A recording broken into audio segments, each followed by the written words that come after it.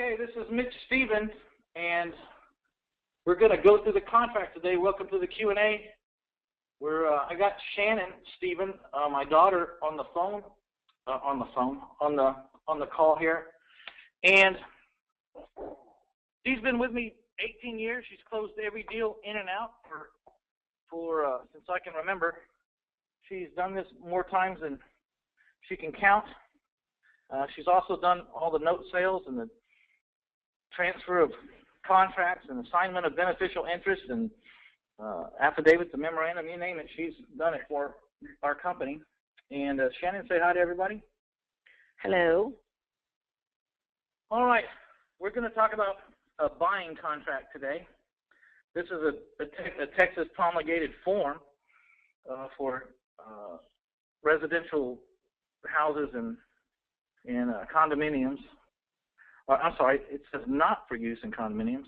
So this is for, is it 1 to 4 single-family residences? Yep, resale, not new build. All right, this is for resale, not for new homes. And I think if y'all look on your right-hand side and open up your control panel there, I'm talking to the attendees now. If you'll open up your control panel, there's a place to type in some questions down there. Just play with the plus and minuses there and pull up your questions. I'd like to know that you guys can hear me. Can someone type a question to me or say hello to me on the question box?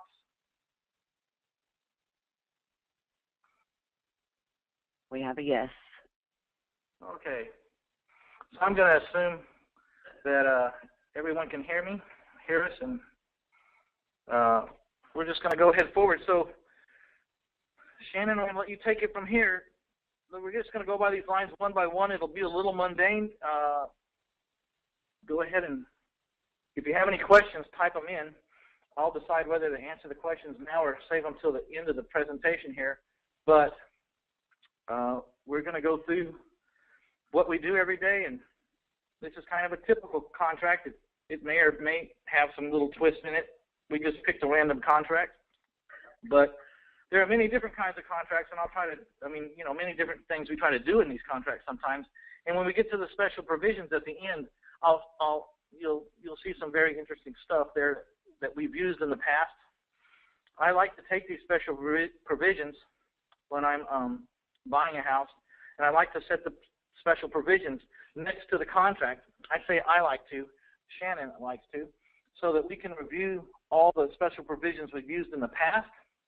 And then we have a house and a seller right in front of us, fresh in our mind, and we review those special provisions to see if there's anything we might want to put in here to protect ourselves or to position ourselves better to sell the property. So, with no further ado, Shannon, take it away, and we'll start with line 1 there, I guess. Okay, let me first explain. This is a contract. This is not actually in our name. This is a contract that we bought from somebody else. So attached with it is going to be an assignment of contract and that good stuff, which we'll go over later. But you'll also see in the special provisions that there's some things that if you're wholesaling property, you're going to want to make sure is in the contract. Hey, I want to say one more thing before we start. If you're from a different state, then this is a Texas promulgated form, and I'm sorry that I can't, go over the exact forms that you're using, but I think a lot of the terminology will be the same. But the one thing you'll want to make sure you stick around for is the special provisions, because these special provisions you could use in your contracts no matter where you're at, I'm supposing. And then I got to do this one thing that you guys know why I have to do it. Shannon and I are not attorneys. We're not licensed attorneys. We're not CPAs, and we're not financial advisors. We're just giving the benefit of what we do, whether it is right or it is wrong. This is what we do. You need to seek your own professional counsel as far as the legality of the things that we're expressing here. You also need to seek your own financial advice from a licensed professional CPA or whatever financial planner. So with that out of the way, I'm going to let Shannon start here. Okay. First page is pretty self-explanatory. So number 1, we've got the buyer and the seller. So there you're just going to fill in your seller's name. I wouldn't go by just what they tell you their name is. I would actually go to BCAD, look it up. It needs to be exactly how they took title to the property. Very important. Very important, you guys. You got to don't take their word for it. Go to the BCAD, find out how their ownership is styled in the courthouse records, and you style it that way as the seller. Because that's the way they're going to have to sign it anyways when we get to the title company. So might as well just have it correct from the beginning. Buyer is going to be yourself individually, your company. If you're wholesaling, you want to make sure that you have that and or signs on it. Shannon, can you move your cursor around where these things are? Yeah, I am. I'm trying to get everything situated here. Okay. So right here, you need to make sure it has that and or signs. Gives you the right to contact. The and or signs lets you assign this contract for a fee, an assignment fee, if you're wholesaling. But also, sometimes this causes objections, especially if you're dealing with a realtors or a bank. They don't like this and or assigns at all, so be forewarned. If it's a private individual that you're selling to, chances are they're not going to ask you anything about why do you have and or assigns there, but if they do, here is your answer. I'm not exactly sure which company that I have or which company is going to own this. I may take on a partner if I need extra money. I may take on I may move it to a different entity that has the money on the day that I want to close.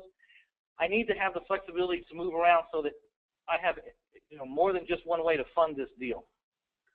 That's the answer. And 9 times out of 10, when you give someone an answer, they just say okay, and that's good enough. If you don't have an answer or you stumble around, they start to get nervous for some reason, for reasons, and you don't want that. So there's your answer. I need to have more than one way to close this. At the time of closing, I need to look around and see which one of my companies has the money. I'm buying deals all the time. Maybe the company that I want to buy this in won't have enough money by the time I get to this closing because I'm buying other properties. I may need to switch what company, or I may need to take on a partner or whatever. But this and or signs assures that I have multiple ways to close this deal. You done? Okay, Shannon. Okay. Here, number 2, property. This is just going to be the legal description of the property, the physical address of the property. You can also pull that up on BCAD. It'll be in the top right-hand corner on BCAD. So you're just going to fill that in from there. When Shannon's saying BCAD, she's talking about the Bexar County Appraisal District. Obviously, if you're not in Bexar County, you're going to have it'll be some other CAD or some other site. But when she says BCAD, she's talking about the Bexar County Appraisal District. That's where we're going to find who owns this property and all this legal description and everything. Okay, next section, B, improvements. This says that anything that is permanently attached to the house stays. It gets conveyed with the property. That you can't pull out the carpet and the satellite dishes and the plumbing and take it with you. So for the ceiling fan? Yeah, anything that is attached to the house stays. Accessories, that's stuff that you can kind of negotiate. So C&D are things that may be there. You can negotiate whether they're going to stay or they're going to go. Are you going to take the stove? Going to leave the stove? Refrigerator, window air conditioning units, stuff like that. So in section D, here's a big one in D. If they have a utility shed outside and you expect that that's going to go with it, then you need to write it in here. Those little detached portable sheds that people buy and put out there. If you have your eye on that, then you need to put it in here. Sometimes we collect stuff like lawnmowers and I don't know, different maintenance tools. Depends on, maybe you're buying a small 2 acres and they have a riding lawnmower, and this is an important part of keeping this maintained. You can negotiate for that. One reason I like to take a lot of that stuff is during the negotiations, I could give it back to them, which is a really cool negotiating technique because I've actually listed a lot of stuff here, like the riding lawnmower and the weed eater and all this stuff. And then we start to negotiate on some other little point. And I just say, well, how about this? I'll give you the weed eater and the driving, and I give them back their own stuff. So it's kind of a neat little negotiating tip. Okay, so now we go down to sales price. We generally have the people that we buy our properties from always write these up as cash, and you'll see in the special provisions later. For us, the financing that we use is pretty readily available, so you don't want to put financing on there if you don't have to, because it scares people away. They think, oh my gosh, it's going to take 30 or 45 or 60 days to close this thing because they're getting financing through a bank. Especially if you're buying from a bank, you want to make sure that it's cash, because they're hardly even going to look at it if you tell them you want to finance. Yeah, sometimes. But Shannon, if you don't put it financing, won't the papers be different? If you're, I mean, the title company does need to know that you're going to finance it. So don't we have to let them know in this paragraph? Because if I put cash here at the top line in A, 3A, and then I'm really going to borrow some money from a private investor, doesn't that mess up the title company if I don't tell them that I'm going to have financing? Yes, it can. In our situation, the way that we do things, it generally doesn't, because we do that after the fact. You can write it up as financing. The beauty of these contracts is you can do an amendment to change anything. So if you write it up as cash and then you've got to change it to financing, you just get an amendment signed saying we're changing it to financing.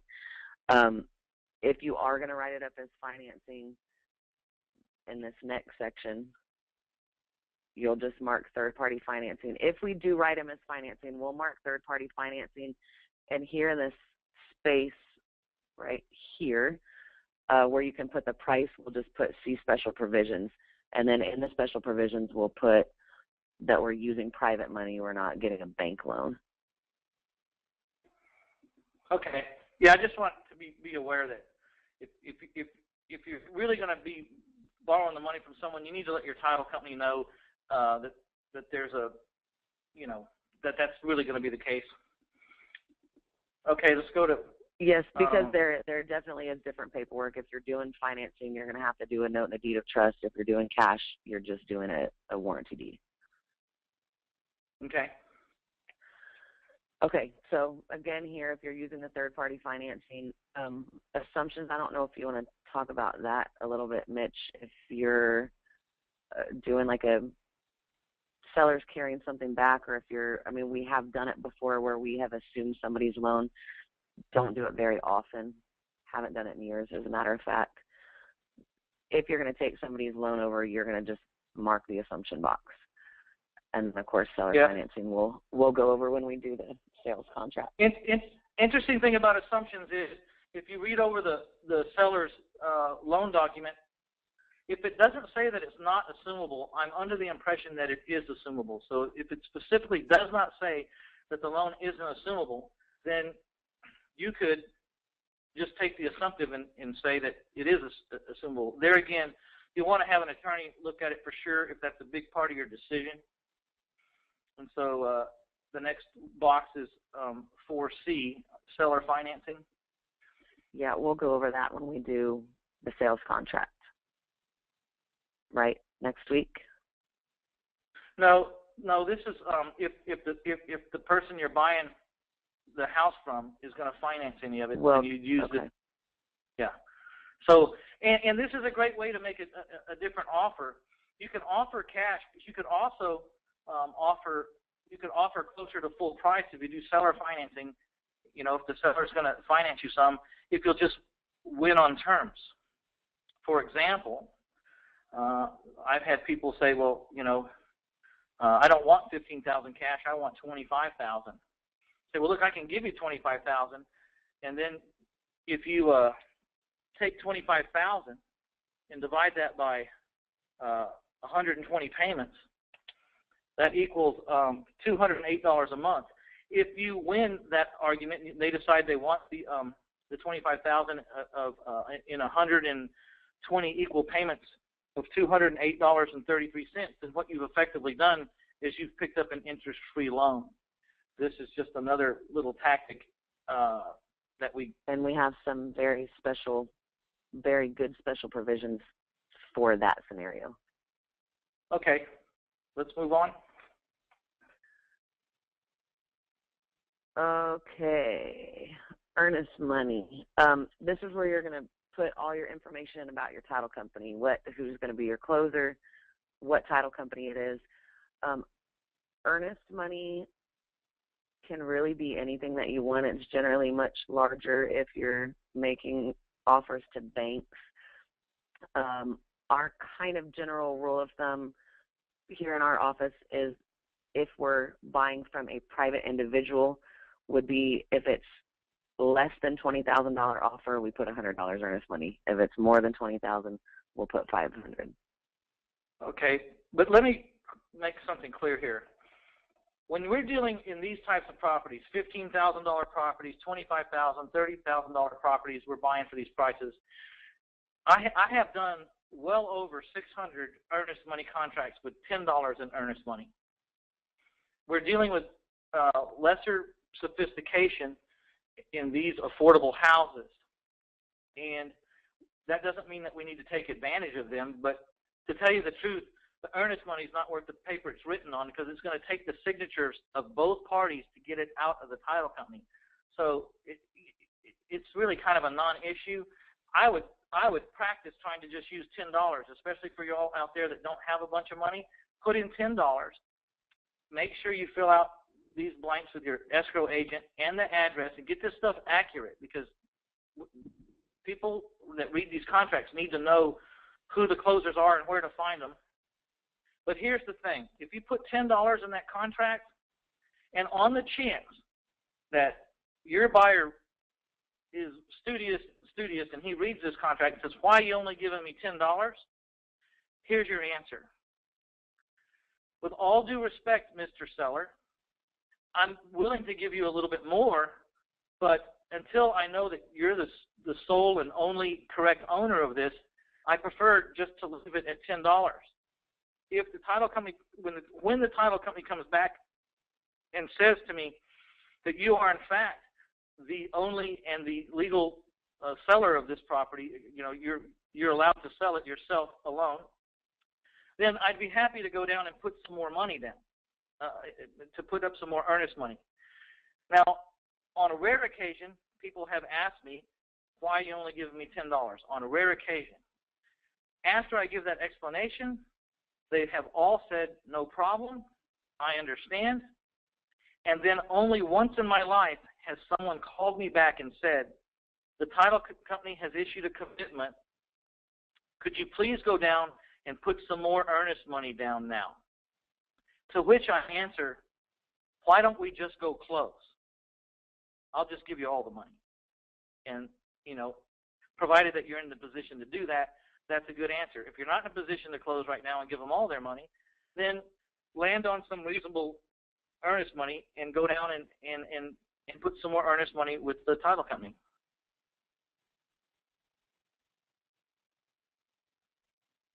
Ready? Okay, number 6, title policy and survey. Again, here where it says West and West, you're just going to put the name of your title company. These boxes here are going to depend on what your negotiations are. If you're going to pay all of the expenses, you're going to mark buyer. If they're going to pay them, you're going to mark seller. If you're splitting the cost 50-50, you're going to mark both of them. So that one's going to depend on how you negotiate. Let's see. Commitment. This tells you that within 20 days of the date that the title company receives this contract, they will give you a commitment. And it can be extended up to 15 days after that if need be for title issues, things like that. Okay, where have we got to the closing date yet, Shannon? Did we pass that or not? No. That is coming up Okay. here in another couple pages. 2 more pages, I think. Survey. When we're buying, generally, we will only get a survey if they already have one. So what we would do is we would mark right here, so we're going to get a survey within, we generally put like 10 days of the effective date of the contract if the seller has it. Now, down on the bottom where it says if there's not a survey, who's going to pay for the new survey, we leave that blank, and in our special provisions, you'll see that we have, once we get to that here in a couple pages, we have a line that says we want a survey if the seller has a survey. If the seller does not have a survey, none will be required. The only time, really, I think, Mitch, that we've gotten a survey is if we had a house real close to a property line that we wanted to just make sure wasn't on somebody else's property. I think we've probably gotten 10 surveys out of all of the houses that we've done over the years. Okay, let me address this. When you're buying houses, and these affordable houses are generally, that we're buying, have been built in the 1930s, the 1940s, the 1950s. They've been sold over and over again with financing. They wouldn't have got financing if the house was built over a property line or something. So when I'm buying houses in very old neighborhoods that are long-standing, I generally don't worry too much about the survey. I would like to find one if they have one. I would like to go in the can we find these sometimes in the deed records or someplace, Shannon? We can find copies of the survey sometimes? Sometimes you can. Usually they only record them if, like, it's a replat, but occasionally you can. You can always find the plat, but that gives you some information. You could go out there and measure it out yourself. Okay, so I want to express that everything in an agreement is negotiable. So if I was to say we wanted a survey, I would certainly put it at the seller's expense, stating the case that he needs to show me that everything's okay with the property, and this is his expense to prove that there's nothing out of bounds on this survey. Other times, I definitely would get a survey if you're dealing in larger plots of land, if you're dealing in some weird configuration, or if something has been recently built, or in the last 5 or 6 or 10 years that I can tell that this wasn't really a part of the original house. If there's been additions, if they did a detached garage, I would definitely want to. I always look at like the kind of fencing that you have. If there's a very expensive fence, say a wrought iron fence around a larger piece of property, I might want to get the survey to make sure that that fence is definitely inside my property line and that I don't have to move this thing. Also, if I see weird-looking roads or pathways into the property, I might want to make sure that I get a survey. You kind of got to use your guts on this one, and you could spend a lot of money on surveys if you just got one for every house. If you plan on refinancing this house with a lending institution, then you definitely want to get a survey because they're going to require one. You might as well get it now and try to get it at the seller's expense. So that's what I have to say about that. Okay. D, objections. This says that you can object to anything in the title commitment and basically get out of the contract. So when you get your title commitment, you're going to want to go to Schedule C, and it's going to list on there if there's judgments, if there's liens out, IRS liens, tax liens, all of that stuff. They will generally also give you a copy of the deed records. You want to look at it. There's been a couple of times where we've bought property like Wilson County or where there are bigger pieces of land, and we knew that people would want to have, horses on them or something like that. So if you're looking for something specific, or if you're buying something for yourself and you know that you want to have horses on it or you want to build something specific on it, you want to look at those deed restrictions, make sure that you can do that. If you can't, yeah, this can give you an out. Especially if you want to maybe use this house for a business, or the person you think you're going to sell it for is going to want to use it as a business. Got to check your deed restrictions. Now, in Texas, the title commitments say Schedule C. Shannon, do you know if Schedule C is the same in different states, or I don't know. You know, I've never seen a title commitment from another state, so I'm not sure about that. What okay, you well, do if you're in a different state is just ask your title company where are all the liens going to be listed. They'll be able to tell you, and all of anything affecting title to the property should be listed in the same place. Yeah, and this is a interesting conversation. I don't know if this is the time to have it about the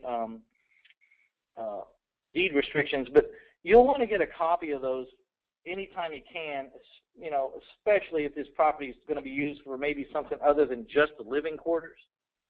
And you'll also want to know if there's an HOA and some HOA dues, but I think that's coming up in another line. Yeah, and I was going to say that, especially if you have an HOA, because some of the HOAs are very strict, and they have specific colors that you can use when you paint, specific material that you have to use if you're fixing anything. So that'll all be listed in the deed restrictions. So if it has the deed restrictions are really, really important. Yeah, you need to make sure you find out if they have an HOA, because if you're going to do any kind of repairs, you may, or any kind of additions, you may have to get permission from the HOA, or the deed restrictions may have limitations or specific requirements. Like, it's not unusual for deed restrictions to say that any building or additions have to have X amount of stone on the front, or you know, they have all kinds of different things that sometimes they might it's even demand. Specific on square footage. It has to be a certain amount of, you know, if you're building a shed, it's got to be more than, you know, 300 square feet, or we had one property I remember where we even had to run the colors that we were going to paint by the HOA. They had to approve them before we could paint. Yeah.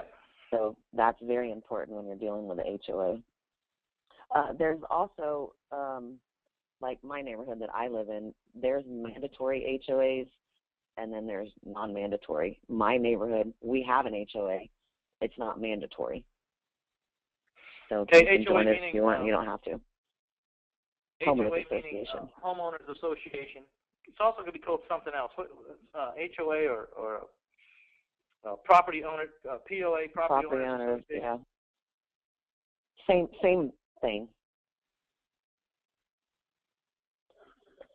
Okay. This up here, kind of on the top, is the last of that objections. It kind of says you have you have to put your objections in writing. You have 15 days kind of to negotiate them, see if they can be fixed, or you can just get out of the contract. Or if you can't come to an agreement or can't get them fixed, then you terminate the contract.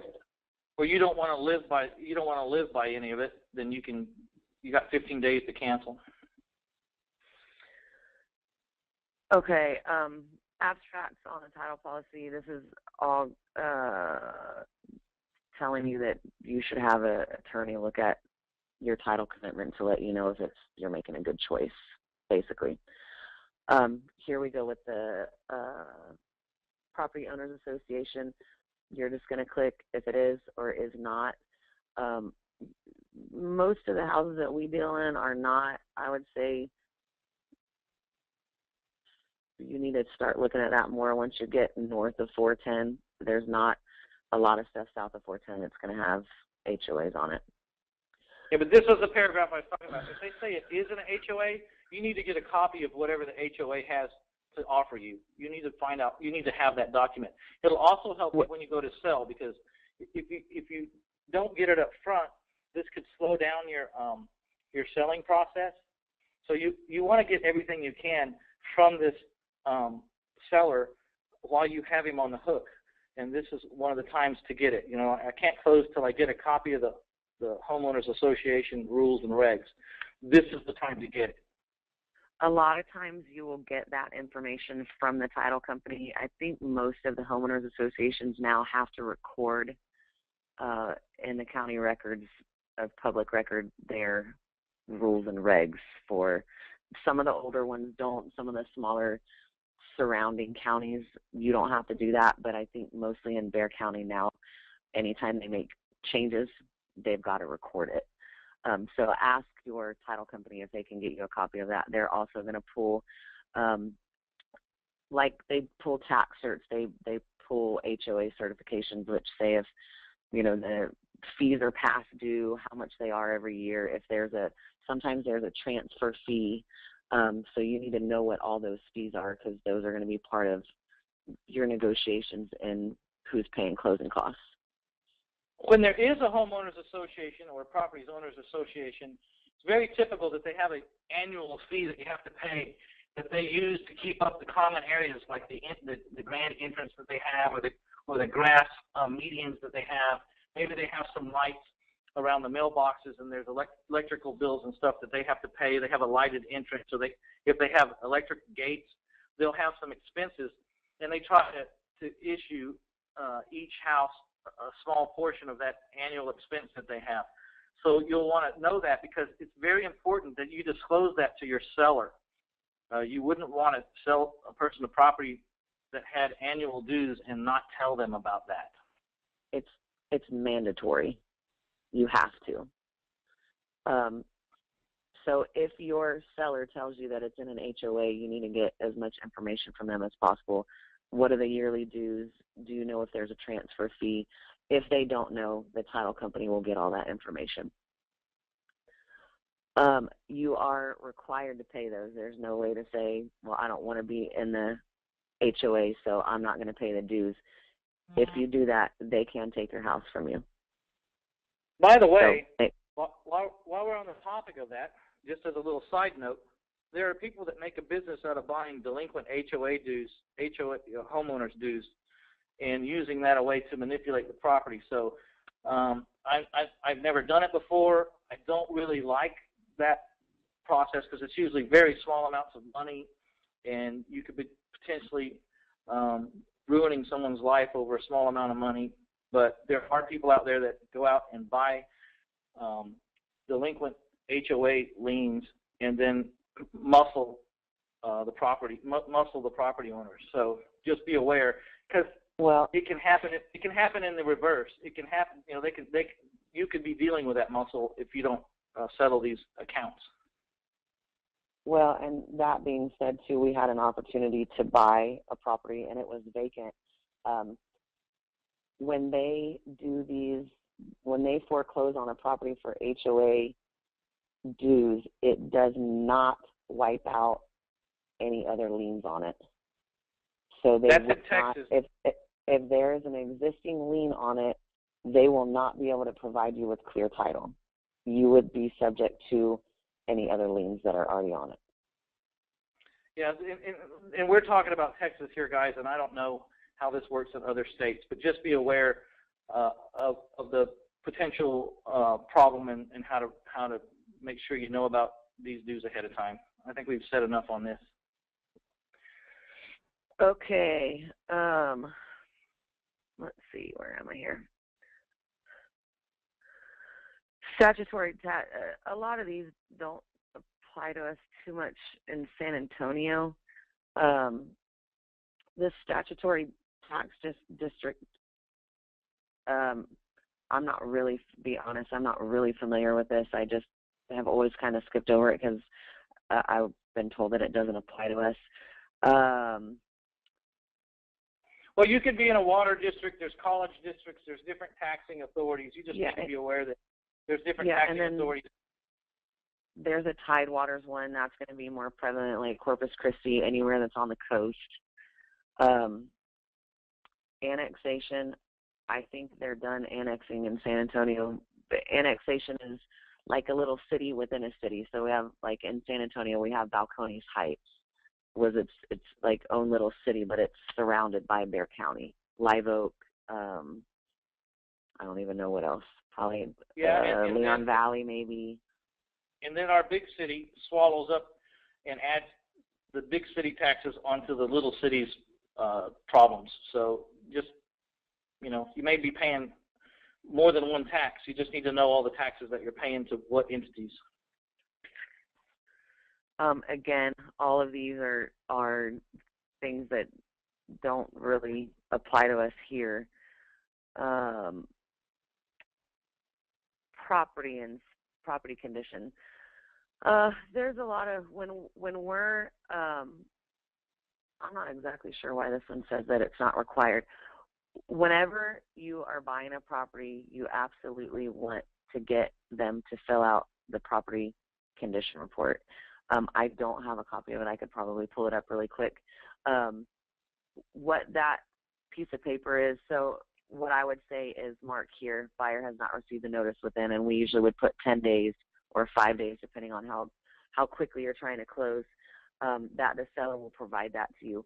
What that's going to do is it's going to tell you they're going to have to be honest about what's in the house, what condition the house is in, anything that they know. And if they live there, they're going to know a lot. It's going to tell you if it has cable TV wiring, if it's gas or electric. Here, let me help here. If there's any defects. Let me help here. Go ahead. You want to get a property condition report if the person is living in the house. If the person that's selling you the house doesn't live there, say like the house was given to a man in an estate and he's never lived there, he doesn't really have to fill it out because he doesn't know anything about it. He's never lived there. But if they live there, you want to get the property condition report because they have a responsibility to tell you the truth about this property. If they know that the septic tank is not working or it's broken or it's been condemned, they need to tell you on that form. If you get that form and they don't tell you, then you would have to prove that they knew that there was a defect and they did not tell you about it, and then you would have a cause against them. So say like you buy the property and they do the seller's disclosure report and they check off that the septic tank's fine, and then you go to get the utility switch in your name and it's red flagged because the septic's been condemned. Well, if they didn't tell you that on the property condition report, then you would have recourse against them. So if you don't get this report, then you're just kind of flying by the seat of your pants, and whatever happens, happens. So always get the property condition report and look it over very good. I mean, look at everything that's checked on that box.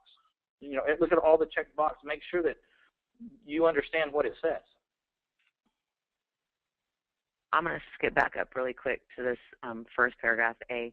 This paragraph says that the seller is required to give you reasonable access to the property to be able to go look for yourself, get an inspector in there, get a pest control person in there if you think it might have termites, or they have to give you reasonable access at a mutually agreed upon time between you and them, but they can't just say, no, you can't go in. Okay.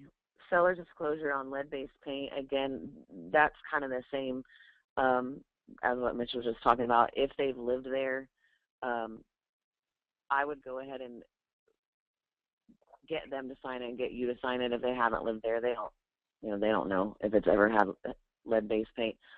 For us, when we're selling, I know this says if it was built before 1978, I do it on every contract that I do, just to be safe.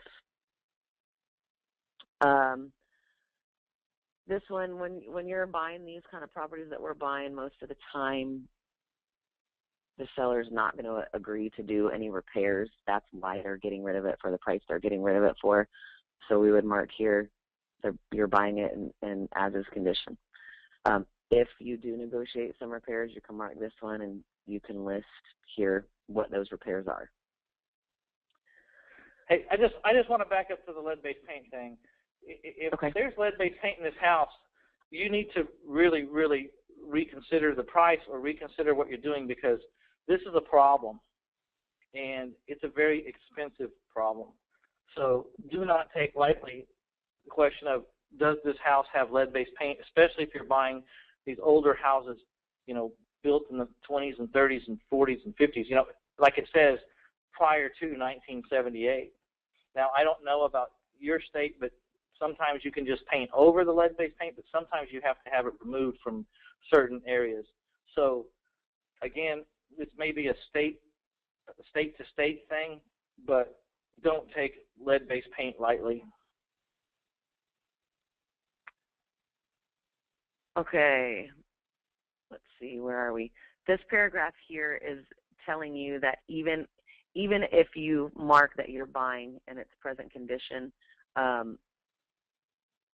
if you go in during that reasonable access and the inspectors tell you that there's all kinds of stuff wrong with it, you can still, you are not, by saying that you're buying as is, you're not waiving your right to go in and do those inspections. The next part is going to talk about lender request. I want to talk about that a second. A good tactic, if you're in the position or you feel like you want to be in the position to still negotiate the price of this house down, is to go ahead and pay for an inspection report, because we've talked about this before. These inspectors will come back with 28 pages worth of stuff. Granted, most of it's neither here nor there, and it's all piddly stuff, but if you ever, it's good for two reasons. One, you can take all the things that this inspector comes back with, and you can hand that to your seller and say, look, this house has a lot of problems. You're going to have to take care of these, or you're going to have to compensate me to take care of them or something. This could be another negotiating tool to and I'm not a big fan of renegotiating, but in some cases, if there is some viable stuff on this report, you'd want to do it. The other reason you want to get an inspection report up front is if you plan on selling this house on a new loan, you can bet that the new loan lender is going to require that someone go out there and do an inspection. And then you're going to get the 28 pages that you're going to have to hand to your buyer. And so wouldn't it be nice just to get this up front, if you're going to get a new loan, and get all this stuff straightened out before you put your house up for sale? Go back to the same inspector that wrote it all up and say, look, I have fixed all this stuff. I want you to come back out and re-inspect and give this house a clean bill of health. That way, when you find your buyer, they say, well, we need to get an inspection report. You can say, already done that. Here it is. This was the list of things that were wrong. Here's where it's checked off. They've all been fixed.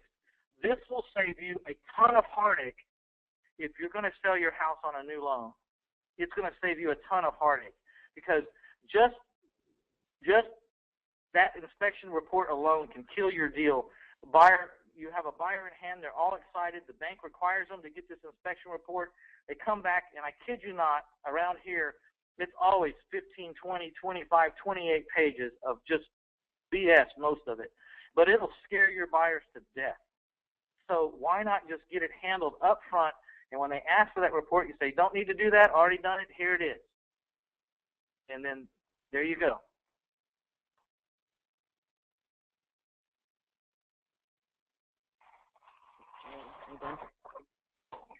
Yes, ma'am. Okay, lender required repairs. This isn't going to apply to most of us, although if you're using third-party financing, I suppose you could use this as an out. This says if there are lender required repairs, if neither party is obligated, when I say neither party, buyer or seller, is not obligated to pay for those repairs, if you can make an agreement and want to do those repairs, you can. If not, if everybody says, I'm not doing it, contract terminates, buyer gets their earnest money back. Yeah, so this is another place where you can potentially renegotiate. If you're getting a great deal on it and the lender required repairs are not that big a deal, and you don't want to mess with this contract, it's a great contract, you're going to make plenty of money on it, then I wouldn't worry too much about it. But you could go back and renegotiate and say, my lender is going to require these repairs are going to cost X amount, we need to negotiate on this. That's up to you. But this, like Shannon said, if you don't want to do the repairs and he doesn't want to do the repairs and you can't get the loan, then we can terminate this contract and you can get your earnest money back. Completion of repairs and treatments. This just says that any repairs that are agreed upon will be done by the date of closing. If there's any warranties, it's got to be done by a licensed professional. If there's any warranties, those will get passed on to the buyer. Let's see here. Environmental matters. This just is kind of a CYA. Buyers advise that there could be toxic substances, asbestos, all of that kind of stuff. What it boils down to is you need to check into and make sure that there's nothing hazardous going on. Residential service contracts. This is generally, again, not going to be something that we're going to be concerned with. But she If says you we're can not get concerned with it. It's because we're owner financing these houses. But if you're going to sell this on new loans, a lot of times the institution that's going to be given a loan will be required that you provide your buyer or with a warranty, a home warranty. So that's, that doesn't pertain to us particularly, but yeah. Home warranty is different. This is a residential service contract. This would be like a residential service contract's like insurance on your appliances. So you pay a yearly fee, and if your refrigerator goes out, you pay $60. They come in, look at it. If they can fix it, they fix it. If they can't, they get you a new one. Okay, I stand corrected.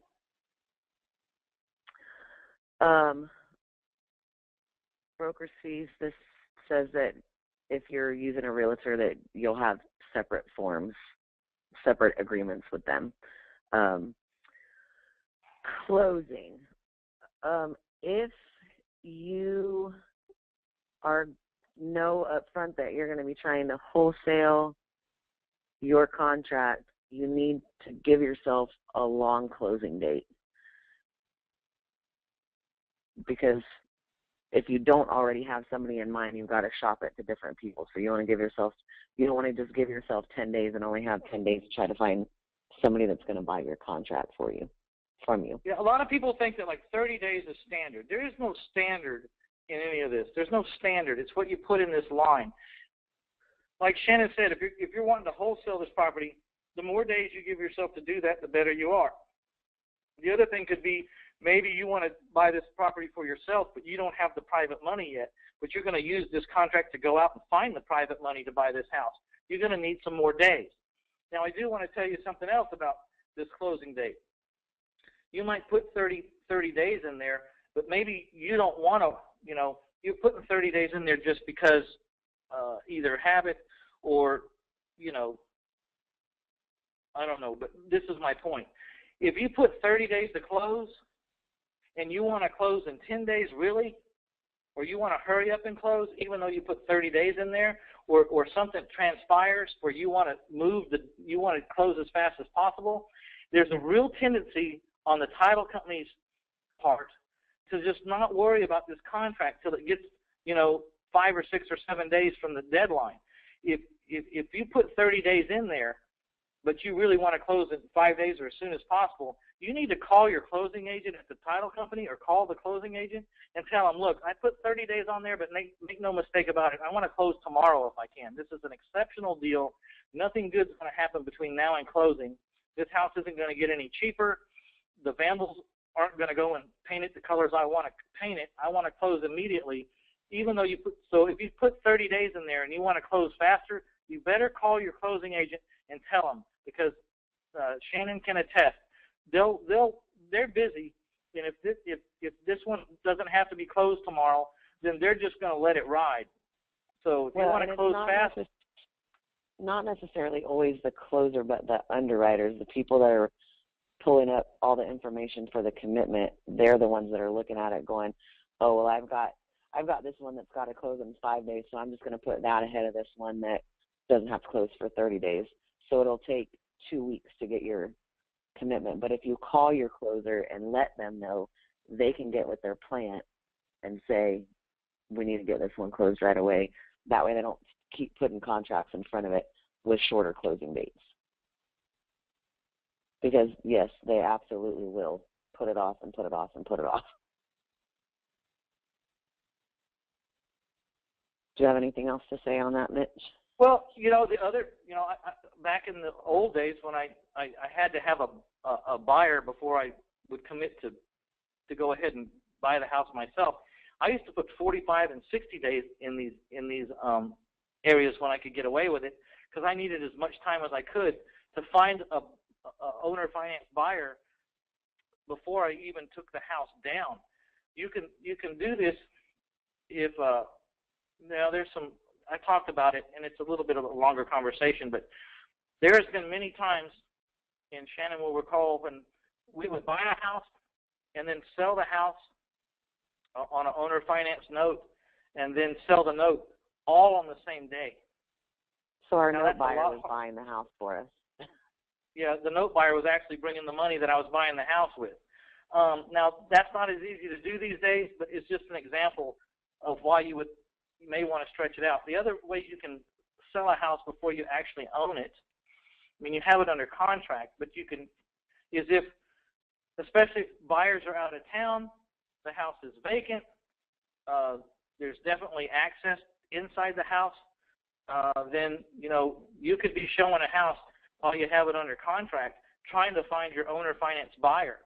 And so when you close to buy the house yourself, you could close in the next, you know, short period of time because you've already found your buyer and you haven't been out your cash or you haven't been making payments. You'll limit how much money you spend trying to find a buyer if you'll find your buyer before you have to close. It doesn't always work. Of course, it's really difficult to find your buyer before you close if the people that you're buying the house from live in the house, because you can't really go in the house and show your prospective clients the house while they're in it. It would cause you some problems. So it only really works in vacant houses that you can get access to just by virtue of they're broken down or the doors don't shut or whatever. The house is neglected anyways. I have sold a lot of houses before I actually owned them. I have sold many houses while I had houses under contract. Okay. This little note here where I put within 7 days of carrying title, that just is if you go past your closing date.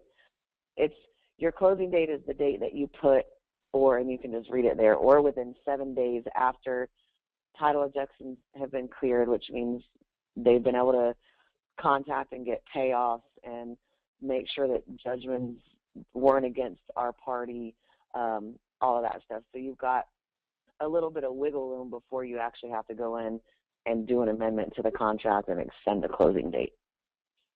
Okay, so say your title company goes out, you're supposed to close on the 15th, you know, on the 10th, you get your title commitment and there's some issues.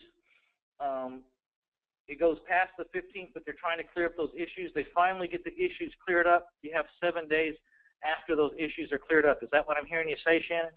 No, 7 days past the closing date. Okay. And it's fine. If you go more than those 7 days, then you are just required to do an amendment to the contract showing a new closing date. Okay. These are things that are going to be required at closing. Seller's going to execute a warranty deed conveying the property. Buyer is going to pay the sales price that was agreed upon. Seller and buyer are going to execute basically anything that the title company needs for them to sign regarding if there's a loan going on, the title company's documents, all of that stuff. Number 4 here says that the property will be clear of liens, which means the buyer's got to go in and sign releases of lien or have releases of lien signed by their lien holders, pay off judgments if that's required. They'll sign all the documents to do all of that stuff. And then if the property is subject to a lease, this is something that you need to know when you're going into it. Does the owner live there, or are they leasing it out to somebody? If they're leasing it out to somebody, you need to do one of two things. You need to use our special provision that says that the house will be vacated by the time we close this deal, or you can get copies of the leases and decide that you want to leave. You know, if the tenant's been in there for 5 years and they've never been late, you might consider letting them stay and then trying to sell them the house. If it's somebody that just moved in and they don't have a very good track record, you're probably going to want to use our special provision that says it needs to be vacant prior to closing. Yeah, but you certainly need to get a hold of the document, the lease document that tenant is in that house under. You need to get those documents, because if you don't get those documents, you could have a real problem getting this person out of the house, and they may not even be paying you while you're trying to get them out of the house. Especially if they don't want to go. And so, make sure you get any copies of the leases, and then you decide if you want to let the people stay or they need to vacate the house before you're going to give them the money. This is really important. And the other side of it is, you may want to go by and talk to those tenants yourself before you close, because those tenants will tell you everything that's wrong with that house, and they'll tell you some things. Or you might find that they're very happy, and you might talk to them and say, I wouldn't get definite about the price, because if your seller finds out that you're going to owner finance this house to the current occupant for double, he may try to wiggle out of this, or you may discourage him from wanting to sell the house. You just need to kind of go to there to meet them, say, there's a real possibility I'm going to be taking over this house, get to know them, ask them if they like living there, ask them if they would like to own the house, find out what they're paying per month, see if they can't own the house for what they're paying per month, if they just come up with a down payment. But you need to kind of keep this close to your vest. For example, if you walked in and talked to the tenant and said, yeah, I'd love to buy it, how much would you sell it to me for? And you're buying this house for $15,000, say, well, I'll owner finance it to you for $42,000, and your payment will be the same. And then you've got to assume that the tenant is going to be talking to the seller. It's going to happen. As soon as the seller finds out that you're going to sell the house for $42,000 and he's selling it to you for $15,000, you've probably blown your sale. It won't matter to the seller that you're going to owner finance it and get your payments over 20 years. He won't recognize that sacrifice on your part. He's just going to see that he's selling you the house for $15,000, and that you're going to turn right around and sell it to the person in the house for $42,000, and that will blow your sale. So when you go to meet the tenant and you do decide that there's probably someone that you'd like to sell it to, keep your plan to yourself until you own it. After you own it, go in and talk to them. But you might want to give that occupant a little bit of a hint that, you know what, we might be able to work something out on this. But don't name any numbers and don't say anything. Say, I'd love to have you here, keep you here, maybe we can work something out, and then just leave it at that. That might even be too much. But that's just a word of advice. I have sold many houses I bought that had tenants in them to the tenants. But I also have made the mistake of talking about price with those tenants before I owned the house, and it ruined my sale. It ruined my purchase. My understanding, and Mitch, you might know a little bit more about this, is if there's a lease in place and they are not in default, you as a buyer are required to fulfill the terms of that lease, which is another reason it would be important to get a copy of it, because if they just signed a new one-year lease and you don't want to be a landlord, that might be an issue for you. Yeah, that's a really good point. But if they're in default, you need to tell your seller it needs to be vacant, which means it's on them to evict them, and you don't have to do it. Okay, there's two thoughts on this. One is a really good point. If you're buying a house and there is a lease in place and they're not in default, then you have to honor the lease, at least in the state of Texas. Okay, you guys. Like I said, I'm not an attorney for all the states, and I don't know, but I think it stands to reason it would be that way in a lot of places. Now, the other comment I want to make is, I buy a lot of houses with tenants in them because the seller does not want to deal with them. This usually happens when the person who's selling me the house has a family member in the house that's not paying them. They are giving you this great price on this house because they don't want to be the jerk that kicks the son-in-law out of the house. And that's sometimes how you get a good price, is because you're willing to take on the ugly part of evicting these people. And you have to decide if that's worth it to you or not. You need to review their lease. You need to see how much in default they are, and you need to feel reasonably sure that you can get them out with a minimal amount of problems. You may be able to give them cash for keys to leave the house or whatever, but I have bought a lot of houses where the family members selling the house just would rather sell the house and not have to deal with the ugliness of evicting a family member. And you need to make that decision. But I have made a lot of good deals taking on the dirty work for the owner. And just so everybody knows, if there is no lease in place, a lot of times when they do put their family members in, they don't make them sign a lease. If there's no lease in place, it's an automatic month-to-month lease. So you could evict at any time, really, is what I'm saying. There's no I'm going to say this. For you. I'm going to say this. If you're buying a house that has a tenant in it that doesn't have a lease, go see your real estate attorney and see what he has to say about it. That's what I'm going to say. Okay. We will move on. Are we done with that section there? Yes. Yes. Okay. Sorry. This yeah. Now you guys, if you want to type I wrote all kinds of notes here. Hold on a second. If you guys want to type in some questions, or you have some questions, you can type them in down here over here in the question answer section. You're going to have to play around with your computer screen here and click on. Can you move your cursor over to the control panels and kind of show what I'm talking about over here, Shannon? I can. Where they can right here. They can type in a question down at the bottom. Yeah, right here. If you click on questions, you can type in these boxes down here. Yeah, you can click on that chat. Click on that chat or questions. Ours might look a little different. I'm not sure. Well, I think it's the same. I'm not sure, but I think there's a place for you to ask questions. So if you have questions, go ahead. Okay, possession.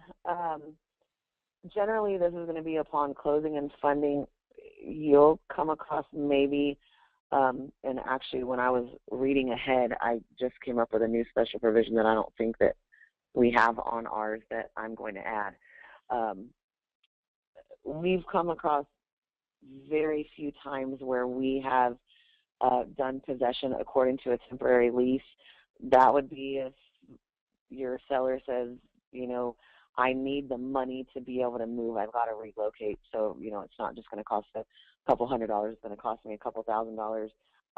Can I lease the property for, 2 weeks after we close? We have done that before. In that case, like I said, this special provision I don't think is on the special provisions we're about to look at. But what we've done in that case is say, yes, we'll let you stay in it for 2 weeks. We're going to hold at closing $1,000 out of your proceeds. If you're not gone in 2 weeks, you forfeit that $1,000. So they're paying us rent then for not being out when they're supposed to. Yeah, not only do they forfeit the $1,000, but they have to pay some extraordinarily per day rent. This makes sure that they're serious about getting out. And you can hold. How much you hold is up to you. Right. That I say $1,000 just for a nice even number. Yes. If you're going to take a house and the people need 30 days after you buy the house, they need that money to move, and they need to hang over for X amount of days. Then you need to put in stiff penalties if they don't do what they say. So you need to document by when they will leave, and you need to hold out some of their proceeds from this closing so that you don't have to fight or you don't have to pay payments while they're in your house not paying you. So you just hold back some proceeds from this sale. Say like they're going to make, they own the house free and clear and they're going to make $20,000, this $15,000 that we're buying the house for, they're going to potentially get the whole $15,000 when we close. But you could say, we're going to hold out $3,000 of this and if you're not gone in 30 days, like you said, then you forfeit the $3,000. Plus, there will be an X amount per day rent that you'll owe us. and it should be pretty stiff. Yeah, like $100 or $150 a day. It'll make them want to get out real quick. Mm-hmm. Okay, special provisions. Mitch, do you want to actually skip down to the actual special provisions, and then we'll come back and finish the rest of the contract, our list of special provisions? Yeah, let's just skip down. And this is a list of special provisions, like I said, that I like to have held up next to the contract before we go get it signed, just to jar my memory. There's so many and we tweak situations it all the time. Hmm? We add and subtract to it all the time. Like the one I was just talking about, I'm going to have to make sure that gets added if it's not in here. Yeah, this list gets longer all the time as we bump into situations that we get burned on. We'll add it. You know, we ask ourselves the question, what could have we put in this contract to stop that? And we continually add to these special provisions if we find holes in our plan. Life has a way of showing you all the possibilities that can happen to you if you're in this business long enough and you do enough different kinds of transactions with different situations. You're going to run into things that you just didn't foresee. And every time you do that, you need to think to yourself, well, what could I have done in my contract that would have prevented this, and then add that special provision to this list. You know, we're talking to people here in different states. You might have some different laws, so you may already know things that you want to add that we've not addressed. So this is just, it's a live document. It keeps changing. We've even had times where we put in our special provisions, but we didn't word it just right, and they got out on a technicality, and so we reworded that special provision. So it's a work in progress always.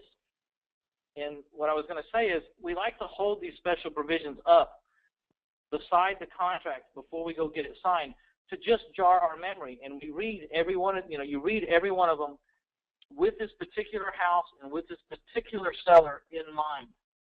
And as you go through, you'll be surprised at how many of the special provisions you go, oh, wow, I should put this one in here. This is perfect for this property, or I need to do this for this property. But there's so many situations and so many special provisions that you can think of that it's almost impossible to remember them all for each exact situation. That's why we hold them up side by side before we let the contract go out and get signed by both parties, just to jar our memory. Now, this is where all your outs in your contract are going to be. And when I say outs, I mean Mitch will call me and he'll say, I need you to write a contract on this property. Here's the address. I pull up all the information, and he'll say, I'm not really sure if I'm going to want this property or not. Make sure you give me a couple of outs and special provisions. By outs, we mean things that we put in special provisions that can get you out of the contract. Like number 2 that you see right here, buyer's pre-approved for third party. No, that's not the right one. Number 3, contracts contingent upon inside inspection and approval by buyer immediately prior to closing. Super easy. If you go in and you can go, well, that wasn't there, go in the day before closing. That wall was in last time I came here. I don't want to do this. What it says is upon approval, and all I have to do is just not give approval. I had an inspection and I just don't approve. It's a real easy out, but it's not, it's just not right in the face of the seller. It just kind of flows along, but it's an out. The other one can be, there's one in here probably somewhere that says it's contingent upon third-party financing. And I can just get a TD letter, a turn-down letter from anybody that has loaned me money before, and I've been turned down for the financing, therefore this property was contingent upon that financing, therefore I can get out and get my earnest money back. So Mitch, if you read through these... Do you want to go over all of these, or? Yeah, let's see how fast we can breeze over. I'll probably jump in and take some time, but, the first one, buyer is an investor. I've even added to this one before, and I think we should add it now. Buyer is an investor. The sales price does not necessarily reflect the value. That's if you're worried about being touted as a professional who is taking advantage of an unsophisticated person. If you think that might be, if you're seller seems to be a little flaky and maybe even a little bit litigious, if you get that feeling, you might want to just put in there that you're a professional investor and the price offered for this house does not necessarily reflect the value. The other way that I put it is, buyer is an investor and intends to make a profit on the sale of this house. Now, most of the people that you talk to know that you intend to make a profit on this house. You're in the business of buying houses and reselling them. This is not a kill the deal kind of statement, but it also would help you if you ever went to court that you did advise that, that you were there as a professional and that you intended to make a profit. You may want to put that in there. It depends on how you feel about this person who's selling your house, and you have to go with your guts. When you talk to people, let's say for instance they say, I say, well, why are you selling the house? They say, well, I was at the grocery store and I slipped and fell and I got a lawsuit and I won my lawsuit and I'm going to buy a nicer house. This person is litigious, maybe. Now, whether he slipped and fell and it was really was the store's fault or whether it wasn't, I'm not really there to decide that. All I know is the person's litigious, They have a propensity to sue, and so I will start putting in more things to cover me, and just imagining that I'm in front of a judge with this person who's probably going to, let's just take, for example, it was a slip and fall that was not legitimate. Well, if that's the case, then that person, that seller is going to have no problem lying to a judge. And so I need to put things in there that will make me look like a professional and make it look, and let people know that I was being straightforward in my deal with them. So in this number one, you might want to add, buyer is an investor and intends to make a profit. Buyer is an investor and the sales price herein does not reflect the value of the property. These things sound like they might kill the deal, but usually people are selling these houses because they're desperate for some reason and they don't really care what you put in here. They just want to close and get the money. This is just a way to CYA, the way to cover yourself. Number two, buyer's fee, that's an out statement right there. It's just for an out. Number three is for an out. Number four is the situation we just talked about. Property is to be vacated prior to closing unless the seller signs a temporary lease or buyer agrees to keep the tenant in the property and it's in writing. Number five, buyer shall be able to put the house on lockbox and have access to the inside of the house. Now, if you put that in there, and the reason why I have that in there is I will tell the seller I want to be able to get my, I want to move very quickly. I have crews that have to stay busy. I want to be able to go in there and get bids, and I want to be able to get inspections, and I want to be able to, make sure this house is what I think it is. But it may also be because I want to be showing this house while it's under contract and before I own it. That's the real reason I put number five in.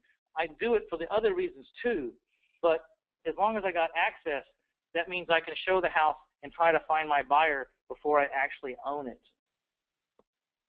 Number six, seller will put in escrow the amount of blank, which will be given to the seller if the property is not cleaned of all trash and broom swept and yard mowed by the blank days after closing. It should be before closing. Just make that change on number six, before closing.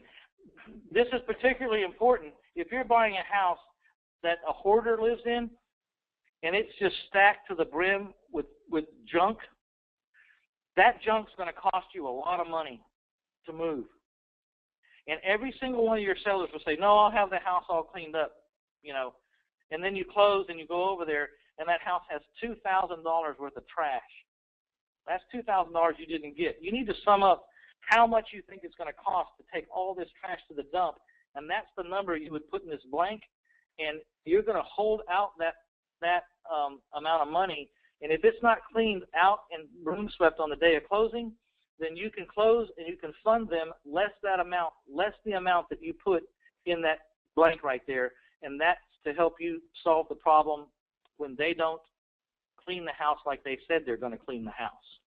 This is very important clause, and I have lost a lot of money buying houses that I was told was going to be cleaned up, and lo and behold, they never had any intention to clean any of it. Not take out one paper cup. And after I close, it's too late. Seller has received blank amount option money. Option is just another out. If you give someone the option. Yeah, well, and that's been on there for a really long time before they actually put that little section in the contracts about option money. Yeah, there's a section in the contract now. So if you put up option money instead of earnest money, then you have the choice just to walk away from the contract and lose your option money. So therefore, yeah, we'll go over that at the end of the contract too. Okay. Buyer accepts the property as in condition. That's just something if you're buying a house and you put this in, it's just something to comfort your seller. Seller to pay all closing costs. That's just a little extra added thing that I want them to initial and special provision so there's no argument down the road. The closing costs have already been discussed in the contract, but sometimes I just want them to initial another statement making it absolutely clear. Buyer to pay all closing costs, you can put that in. Buyer and seller to split the closing costs. Look, everything's negotiable, but let me tell you this. When you talk to your buyer and you say, hey, why don't we just split the closing costs 50-50, that's fair. Typically, and a lot of people think that it's the seller's responsibility to pay for the closing costs. And I try to make my sellers believe that. But the truth of the matter is closing costs are all negotiable unless you're getting a new loan where the federal government-backed loan is telling you who pays for closing. Yeah, they don't allow you to pay some closing costs. I mean, sometimes in the federal loans, the closing costs are placed with the buyer and the seller, and you don't have a choice. But if you're buying with a private lender, or you're buying with your own cash, or you're buying with your retirement funds, then this is all negotiable. And when you decide to split the closing costs, the biggest cost, I usually use this line when I'm selling, because the biggest cost is usually the title commitment. And this is how I get them to split that title commitment with me. Here's one that'll make you money every time. Number 12. All escrow balances are to be credited to the buyer at closing. You need to correct the typo there. Yeah, that's what I was going to say. All of these corrections, anybody that has access to your site, I'll have those over there to be uploaded tomorrow. I'll do that first thing in the morning, so they'll have a more updated copy of it. These are really reminders for us, and these typos get corrected when we put them in, but we're going to correct them in tomorrow. You'll see on number 17 just how long we've been using these, because it's 2003 and 2004. Okay, but let me tell you about this number 12. All escrow balances are to be credited to the buyer at closing. You don't know, this one little thing can make you, sometimes the escrow balances, they have $1,000 or $2,000 too much in their escrow account. And what this says is that money is yours.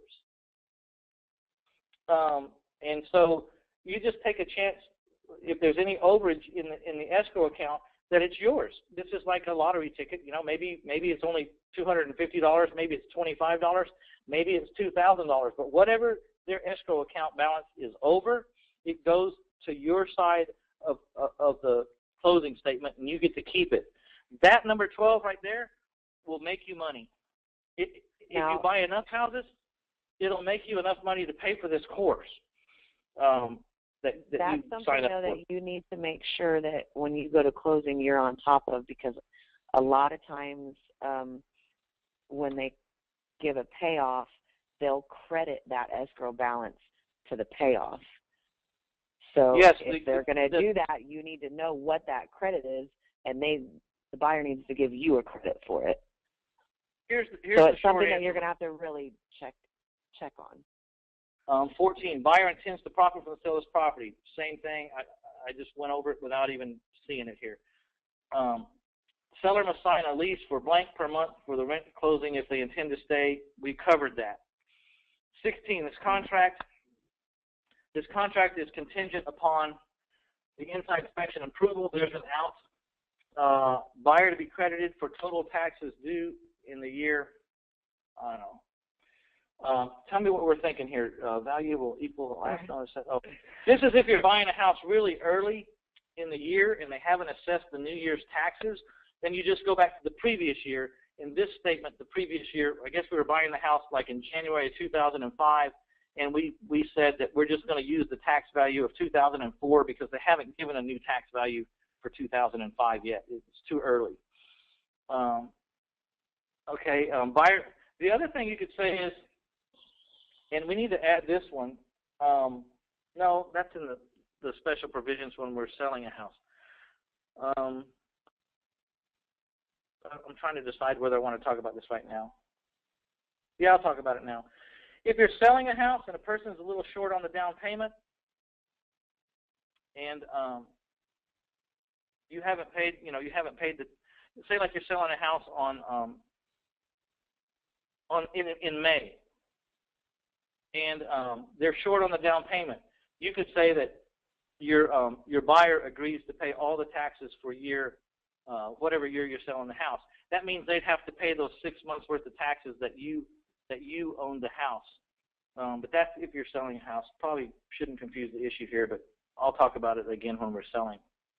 Number 18. Buyer reserves the right to assign this contract. Buyer will be held harmless for any and all claims against assignee.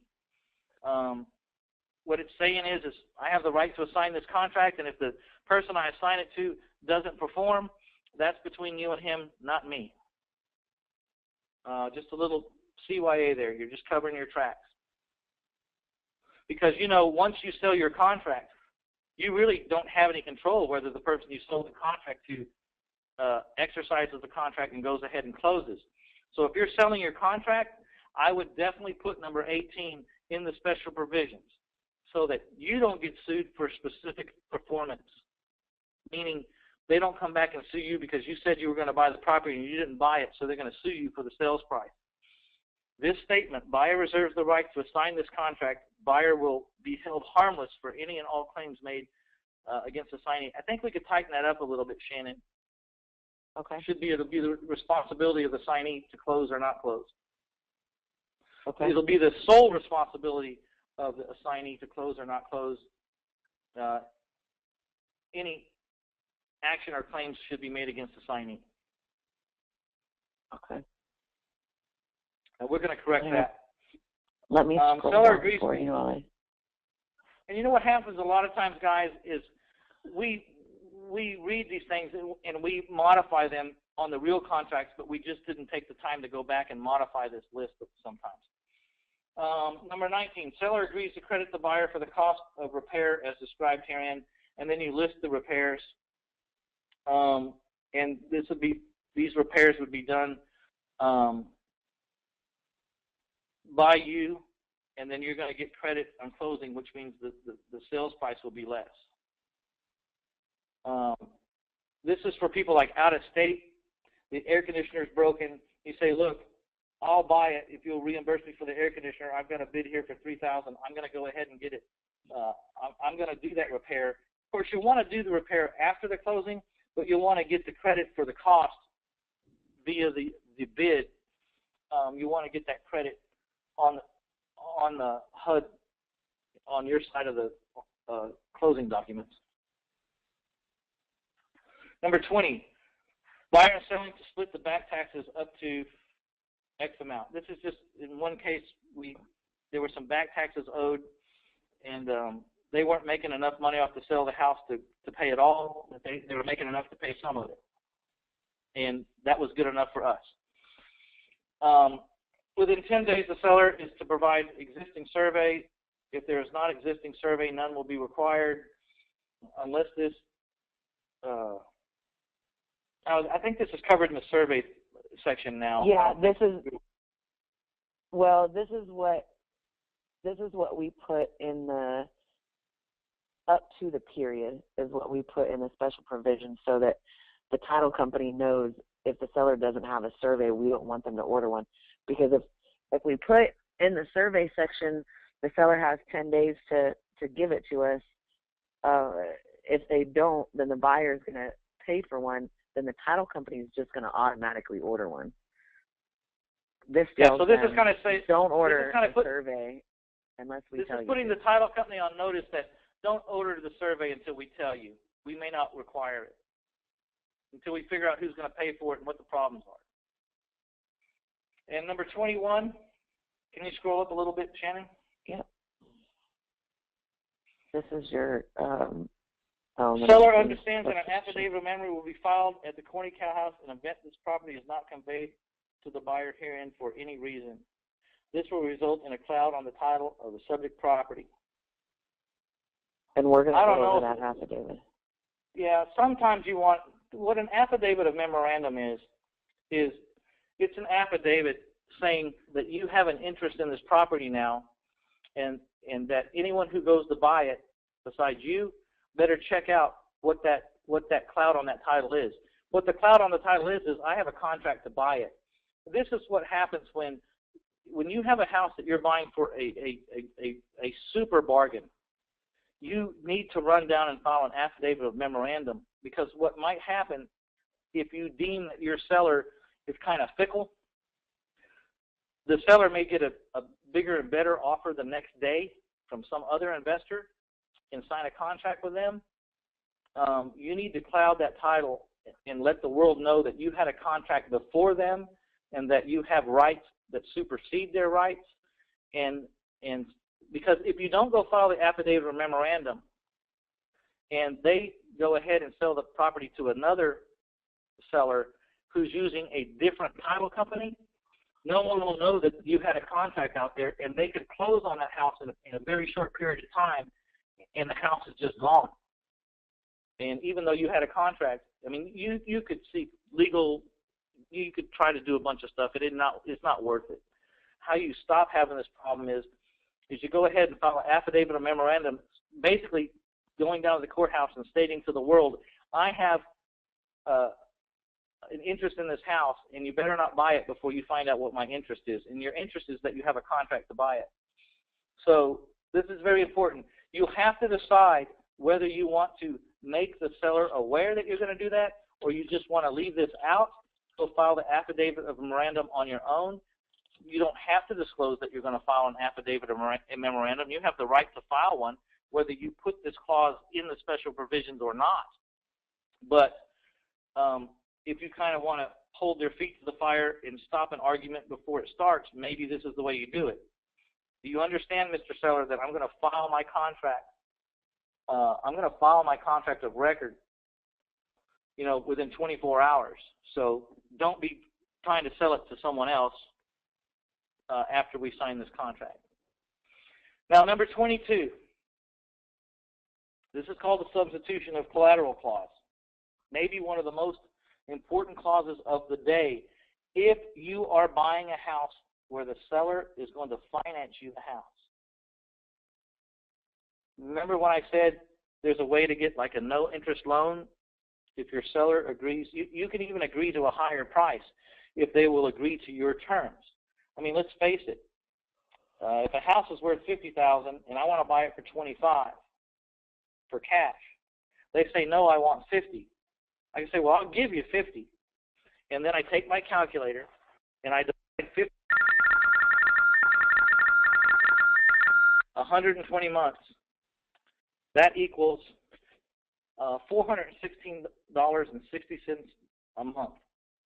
But what I've done is it's a no-interest loan. I took what I owed him, and every time I send in $416.66, that's how much comes off the principal. That is a fantastic loan. I don't know how you get much better loan than no interest. So what this substitution of collateral says, that if you sell that house, you have the right to move that loan. You have the right to substitute collateral. So if you have another free and clear house that you want to move this debt to, you can simply substitute collateral. That means when you sell this house, you get to keep all the money because you're going to move the debt to another piece of collateral, provided that it follows these two conditions. And these conditions are meant to be fair to the seller. You're transferring his debt. You couldn't transfer his debt on a $50,000 house to a $10 chicken coop. That wouldn't be fair to the seller. you will have given him a much less collateral for a big loan. So these conditions are designed to be fair to the seller. And condition number 1 says the equity in the substitute property is equal to or greater than the outstanding principal balance on the promissory note at the time of substitution. It means that the collateral that you're giving them has to be equal to or better than the collateral that they had given the balance that you owe them. Condition number 2, the net positive cash flow on the substitute property is equal to or greater the minimum amount of committed payment on the promissory note. It means that the incoming, if you're going to substitute a piece of collateral, its income has to be greater than what you owe them every month, to put it in a nutshell. These are two this is being fair. And just because we're more sophisticated than the people that we're buying these houses from doesn't mean that we need to go around screwing them, but we also want to have the right to sell that property and not lose that great loan. This is a way to get your cake and eat it too. I'm going to sell the property and get all my money, and I'm just going to move the debt to another piece of property that is of equal or greater value given than the balance of what I owe, and that the cash flow coming in on that property is greater than the payment that I owe the man. This is a very fair statement, and I think that's how we need to conduct our business, is to be fair. You be fair, you have many, many, many less problems in your life. This is an outstanding clause to use if you have negotiated great seller financing.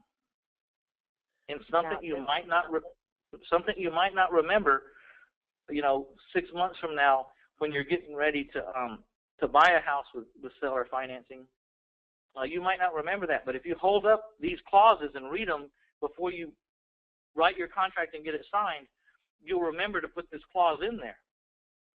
And that one clause there has been worth a fortune to me. Yeah, and that clause also needs to get put into your note, probably your deed of trust as well, so that it's recorded, so that when you go to substitute the collateral, you're not just taking them a contract saying, see, we put it in our original contract. Yes, and when you do substitute the collateral, you have to give notice to the person that you owe your payments to that you have substituted collateral and where it is, and then you need to give evidence of condition number 1 and evidence of condition number 2. Well, and they're probably going to need to sign a release for the original property. Because they're going to have a note. Put in condition number 3 then, and seller agrees upon fulfillment of condition number 1 and condition number 2, agrees to sign a release. We need to put a statement underneath condition number 2 that the seller agrees to sign the release.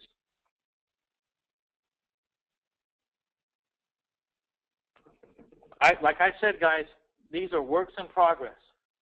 And if you guys think of any improvements, then I'd like to hear from you. If you've got some special provisions that we haven't got on this list, then call me up and let's get them on the list. It's a team effort here. So I want to address something really quick. I think some of you are getting some feedback on your lines. I was getting the same thing. I just waited it out. Kind of sounds like a fax machine. I saw in the questions that a couple people were getting that. So if you get it, just take the phone away from your ear. It lasts just a few seconds and then it goes away. It's twice so far done it to me. So Mitch, I just want to let you know that if I disappear again, that's why. Okay. Okay, I got a question on here. If you end up doing an eviction yourself, what can you use as proof that the renter is not fulfilling his commitment as a renter? You file the eviction. The burden's on them. Yeah, the burden's on them to prove that they've paid you.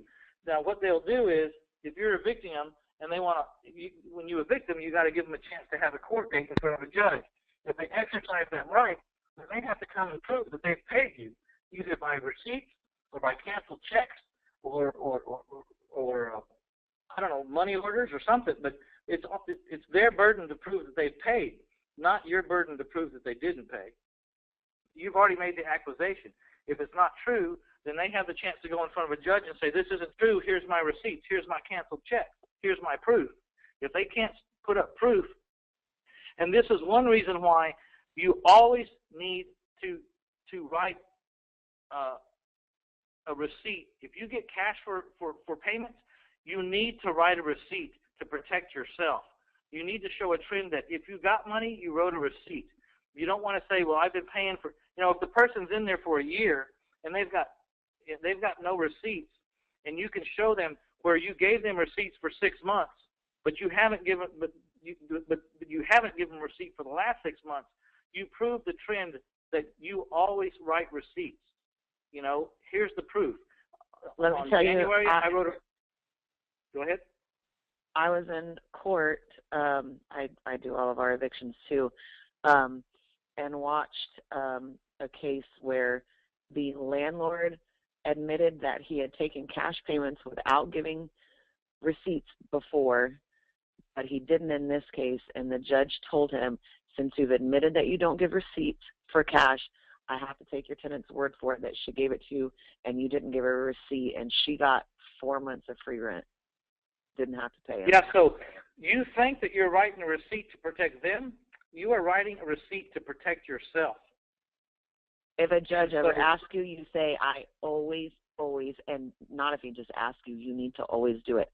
If someone gives you cash, you always give them a receipt. That way, when a judge does ask you, you can say, I always write a receipt when people give me cash. Every time, 100%. Yep. Okay, let's go forward. A lot of good stuff here, guys. A lot of good stuff. Okay, we're almost here to the end of the contract. This here is just going to this breaks down what in a typical contract, what is paid by the seller, what are seller expenses, and what are buyer expenses. This here is going to be if the seller is going to pay any portion of the buyer's expenses. That would generally happen like on a new loan, things that, if they can't qualify unless you pay $2,000 of their closing costs for them, things like that. Okay, we have another question. It says, Rudy says, so it's okay to lease back to an owner? Yeah, it is, but I would preface that by saying, not if you foreclose on them. If you foreclose on them, they need to go. It kind of makes sense. They couldn't pay you then. Why are they going to pay you now? But there's other ramifications. So if you're just buying it from somebody and they need to hold over for a couple of days or a month or 2 months or whatever, it's okay to let the owner stay in the house with an agreement. You have to have a written agreement of what it is, and that's when we talked about holding back some money in case they don't move when they're supposed to. But if you foreclose on a house, they need to go. And you certainly can't foreclose on a house and then sell it back to the person you foreclosed on. Or if you're buying a house, you're taking a house subject to you bought it at if you buy a house at foreclosure, you need to evict the occupant, provided he's the owner. If it's a renter, you may choose to keep him or not. But if it's the owner of the house that's living in the house and he's been foreclosed on and you bought that foreclosure at the tax auction, that guy's got to go. You can't, don't let the foreclosed person stay in the house.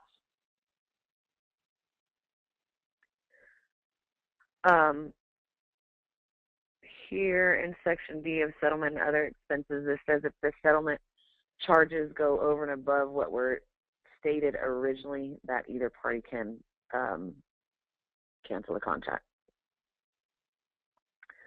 Prorations, this is tax prorations. Taxes should always be prorated unless you tell the title company that you're not prorating them for some reason.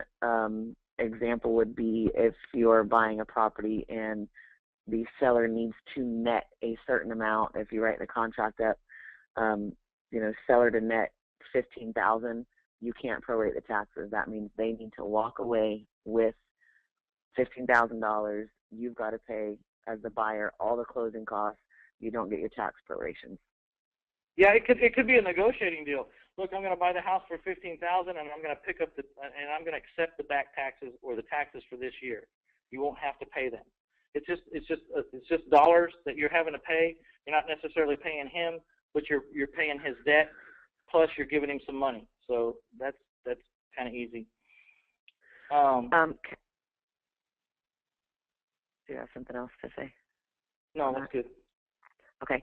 Casualty loss, this in short says if there's a loss to the property before you can get to closing, that you can terminate the contract.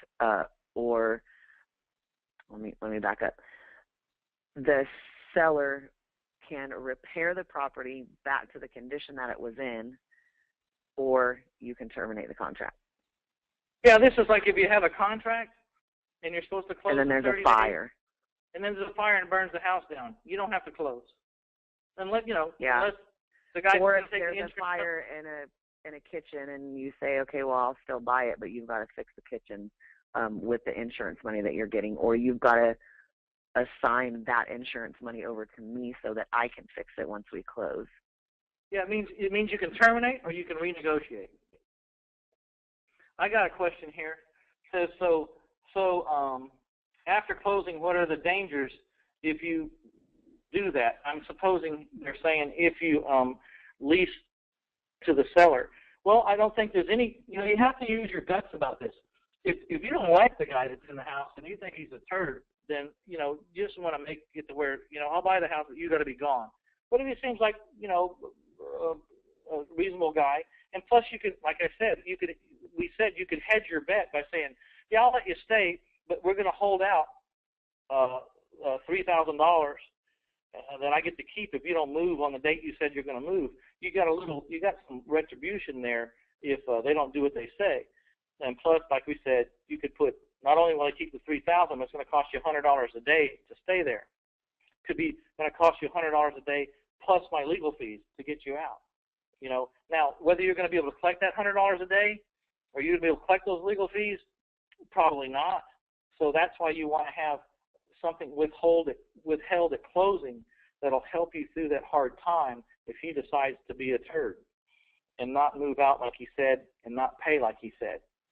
So you always, when you're making leases with people, whether they're the owner of a house that you're buying or you buy a house and you're just making a lease with someone to rent the house, you got to size them up to ask yourself, do I want to deal with this person? Do they seem honest? I look at their credit, look at their pay history. Do they make enough money to pay? I mean, you just have to decide if you want to deal with them or you don't want to deal with them. After the closing. If you don't want to deal with them, then make it mandatory that they move out. If you want to deal with them but you're not sure of them, hold back a lot of money from the closing until they move out. Like I'll give you 12 of this $15,000 right now. When you move out, I'll give you the other 3. When you move out on time, as agreed. Okay, Shannon. Default. This is really important. This is why we use all of those out clauses in our special provisions, because this says if you default on the contract, the seller can enforce specific performance, which I think Mitch talked about earlier, can sue you for the sales price of the house, or other such relief, which may be, whatever the laws are at the time. They can terminate the contract and keep your earnest money, but vice versa. If they default on their side of the contract, you may do the same thing to them. Yeah, if you have a contract to buy it and they just decide they don't want to sell it anymore, you could sue them for specific performance. You sue them for the house, and you're going to give them money and you want the house. They'll probably have to pay your legal fees, but like I said, I'm not an attorney. You'd have to figure that out. But this is number 15, default, is the reason why when I call Shannon and say, look, make sure I have some outs on this house, because I don't want to have to deal with this number 15 paragraph. That's why I want my outs in the special provision. Very cut and dried, clear outs. I can just say at my whim, I inspected the property and I don't approve, or I've been turned down by my financier, and then all I got to do is get a turn down letter from one of my private lenders saying I'm not going to loan you the money on that house, and I avoid this contract, this paragraph. Okay, mediation.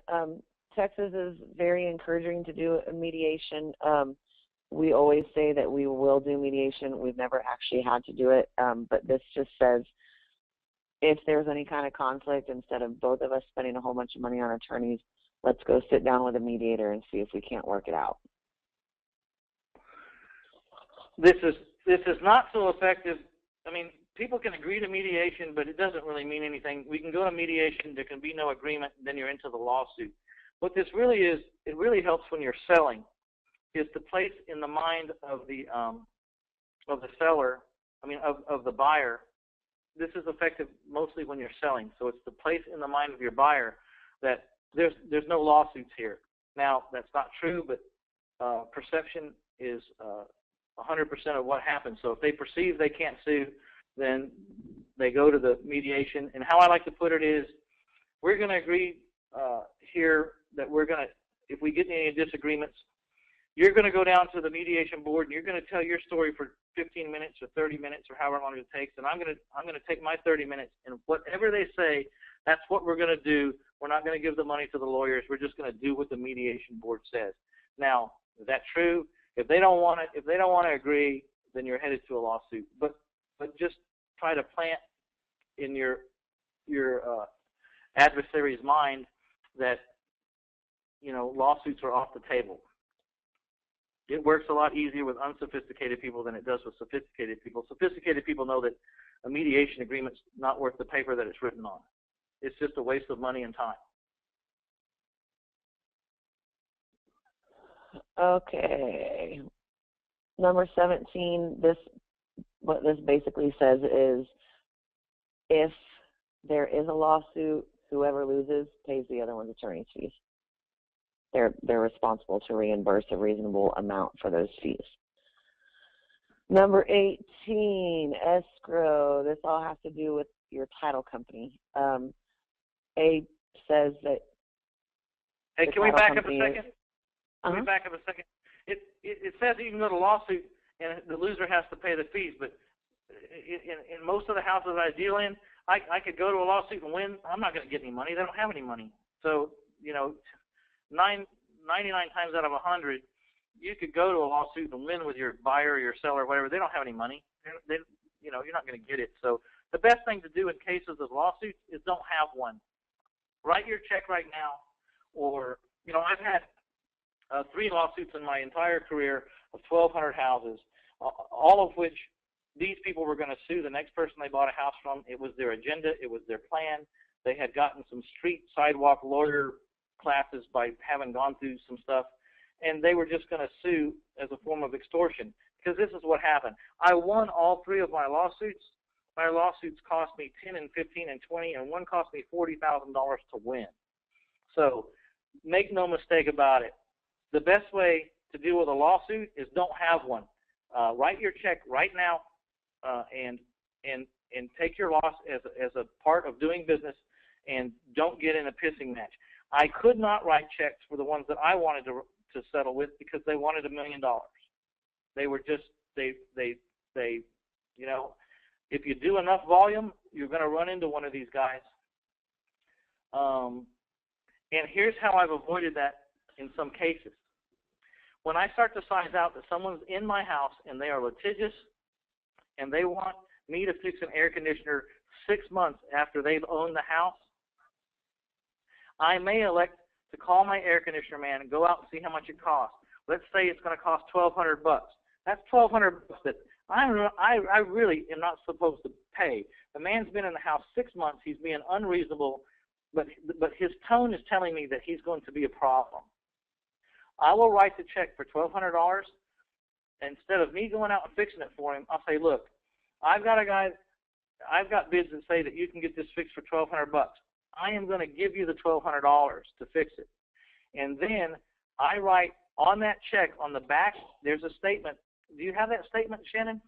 Yeah, I'm actually pulling it out of my drawer right now because we have it on a stamp.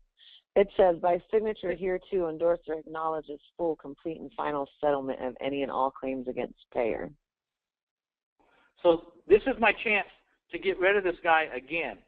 It's going to say, just like an insurance check, if you wrecked your car and you hurt your neck and the insurance company wants to settle with you so that they don't have any ongoing problems with your neck 20 years down the road, they'll offer to give you a settlement of, say, $20,000. But on the back of that check, it says, if you cash this check, we are done. There's no more recourse against me, my assigns, my partners, my companies, anything.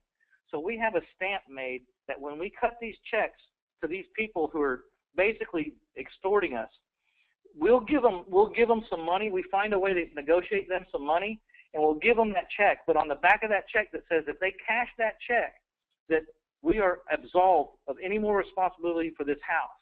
And you have to make a decision, a financial, smart decision to go ahead and take it on the chin for $1,200 or whatever it is, so that you can get this extra added get out of jail free card, if that's what it's called. I mean, what's the word? You're just getting another document that you're paying them for that says that you are relieved from any more accusations from them. And I find that to have been very useful in my life. You have to make this decision on your own, but if you're going to, just let me tell you, if you're going to stand on principle and you're going to take them to court, you may win, but it's going to cost you a fortune, because in court, money runs like water out of a faucet. And these attorneys are happy to take it, to defend you. So remember about that. Remember that. It's very important. I'd like to get that. I don't know if we have that statement up on in the documents. I need to write a little something about this and get it put in your document section of the members-only website, 1000houses.net, and I'll put that in there so that you guys will have over tomorrow. What I use. But be forewarned. There will be a statement with this paragraph that we use that you need to seek your own counsel about whether that statement's effective or not, or in your state or whatever, because I'm not giving legal advice here. I'm just telling you what I do, just to put another very substantial roadblock in front of a litigious person.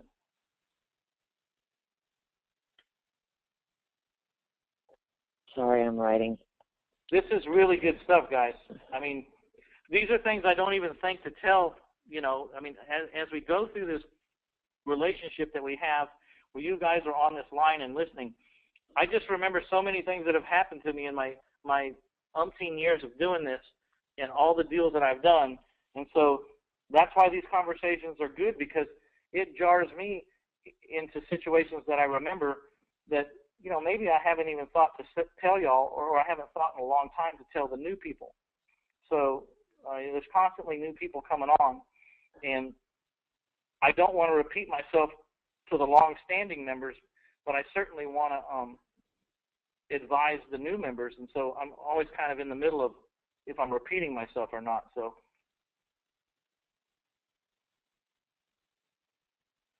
Okay, number 19, all covenants, representation, and warranties in this contract survive closing.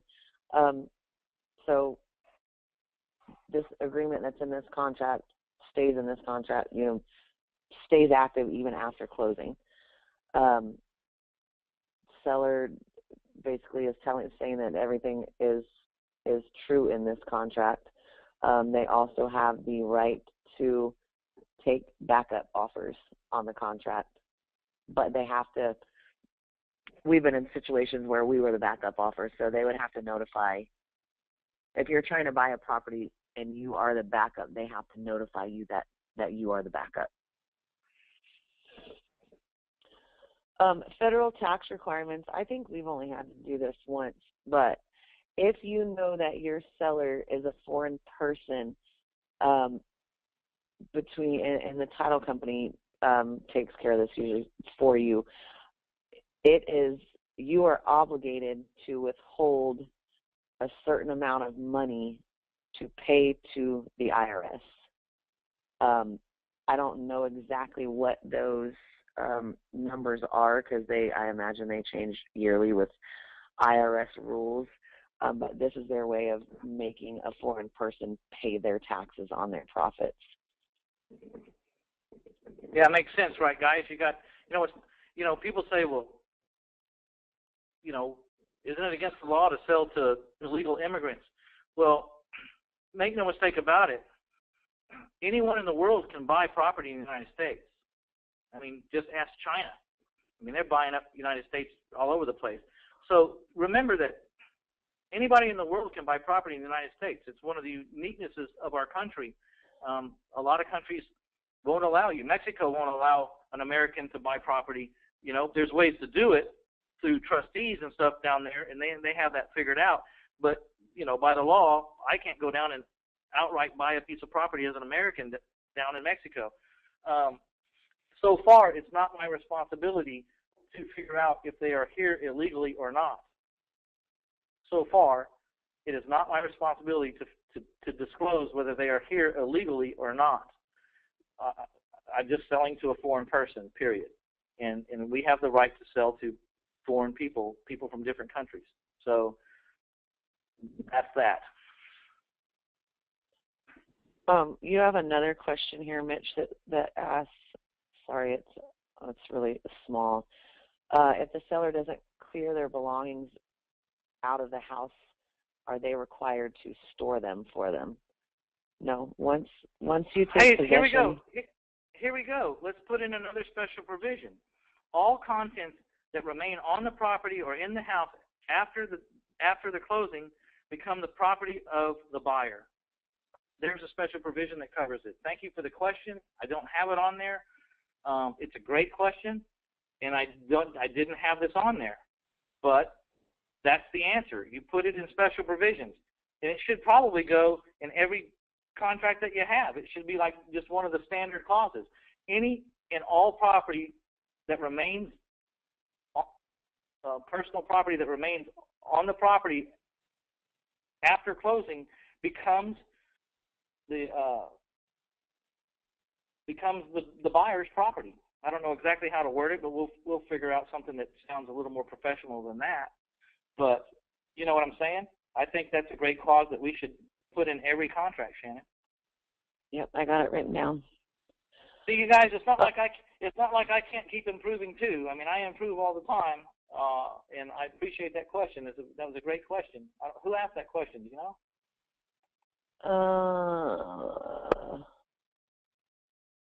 Rudy Doesn't matter. Hey, Rudy, that's a great question, and I think it's a well-deserved clause on our special provisions when we're buying a house. Okay, notices. This is just going to be buyer and seller's contact information so that any notices that need to go out can get delivered where they're supposed to. You guys, don't get sloppy on that piece right there. Make sure you have the right contact information for everybody. Don't blow it off. Make sure there's cell phone numbers and home numbers and fax numbers. It's addresses. really important for especially people like Mitch and I that, sometimes I just get handed a contract and all I have is an address and I can't get a hold of anybody to find out how to spell their name or anything. It's really important to have their phone numbers. The title companies are going to need to talk to them. And ask for email addresses. It's so much easier to communicate by email now. If you've just got a quick question that you don't need an answer to right that second, you can send it out and get on to something else until they can get back to you. All right, I want you to put your cursor down there at the initial section, where the initial at the bottom of the page. These initials are at the bottom of every page. You want to make sure that these initials exactly comply with what's written as the seller on this contract. If they use a middle initial as the seller, then they have to have 3 initials at the bottom of each page.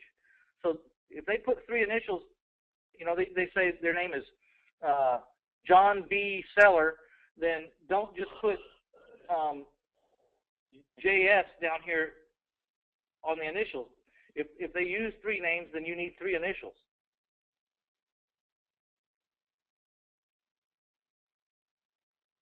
Okay. This section here is just if you're attaching anything to the contract, if you're doing a seller's temporary residential lease, if you're doing third-party financing, if they're seller financing to you, these are all just things that you can add to the contract. Here's your termination option. This termination option should be for the same length of time you're giving yourself to close when you're buying. When you're buying, you want it to be a really long time. So if you're giving yourself 30 days to close, give yourself 30 days to terminate. If you're giving yourself 45 days, 45 days to terminate. Because what this says is and we usually put $10 in this as well, for $10, I have 30 days to just decide that I want to back out of the contract for no reason, and I just lose my $10. Yeah, this is better than earnest money. This is better than the earnest money. Do you do both, Shannon, or could you just use 23? What do you think? We've done it both ways.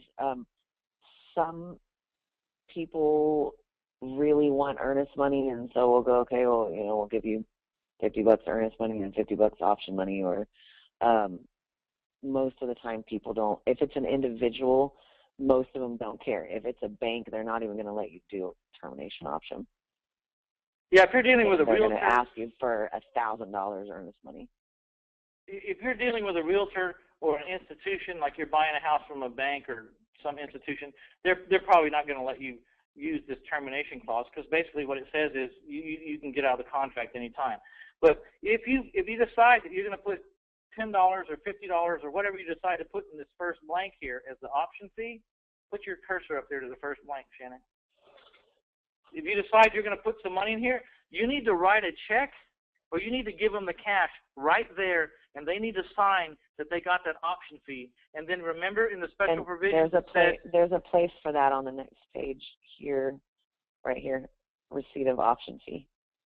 Yeah, they need to sign this, that you gave them the money. You could give them cash, but they need to sign that they received the cash. That means now you've got a get out of jail free card. You don't want this house, you're going to lose whatever money you put in that blank, and that's the end of the story. There's no other retribution against you. You're done. As long as you did it as long as you terminated within the amount of days that you put in the second blank down here, right underneath there. Put your cursor there, right underneath. Yeah. And so, like Shannon said, the best thing to do is, if you got 30 days to close, put 30 days in there, and if it flies, great. Now they might say, well, I'm not going to give you 30 days to back out. They say, well, then get as many days as you can. Well, will you give me 10 days to back? Can I put 10 days in here? Can I put 20? In that case, you're going to have to make up your mind whether you want this house within that amount of days. But this is a really great outcome right here. You just decide how much money you're going to give them. If you decide, I just don't feel like buying a house today. No reason needed. You just need to send in an official termination letter to them, and I would carbon copy the title company, and I probably would send it certified too. I don't know how far you want to cover yourself. Just make dang sure that you got proof that you sent a cancellation notice with respect to how many days you put in that second blank. And then down here you can put option fee will or will not be credited towards the sales price. Of course, you're going to want to put that it will be credited towards the sales price. If you put up that option fee, you want it to be part of what you're paying them. I've never had any arguments about that ever in my whole career. No one's ever said, no, I don't want the option fee to be part of the sales price. No one's ever said that to me. Okay, 24, attorney. This is just if you're having an attorney review your documents, this is where you're going to put their information. Okay, this for me, the date of the contract is very important, because the title company and myself as the person that processes our contracts, you need to know when the clock starts, because if you're putting things in your special provisions or like your seller's disclosures notice, you're saying they have 10 days from the date of this contract. If there's no date on the contract, we don't know when that 10 days expires. So it's really, really important, whoever the last person to sign the contract is, that it's dated. The effective date is the date that it is fully executed. So once both parties have signed, that's the date that we need on it. And that's the day the clock starts ticking. So if you give yourself 45 days to close, that's the day the 45 days start. Yeah, this is really, really important little set of blanks here. You need to know when all the days in this contract start clicking, and this is the date they start, whatever date you put in here. And as Shannon pointed out, it's the date that the last person signs this contract, because once everyone's signed, then it should be effective. So, if you sign it on the 10th and the seller doesn't sign it till the 15th, then this contract should start on the 15th. It's the day that it's fully signed. Yes, and that's, also if there's a tenant in there and you tell them you have 5 days to get me copies of their pay history and their lease, you have to know when those dates start. Okay. Broker information. This is where all your real estate broker's information is going to go. If there's going to be any information in this contract, you shouldn't be filling out the contract. They should be doing it for you. So, most of the time, this will be blank if you're writing the contract. This is where your title company is going to receive the contract.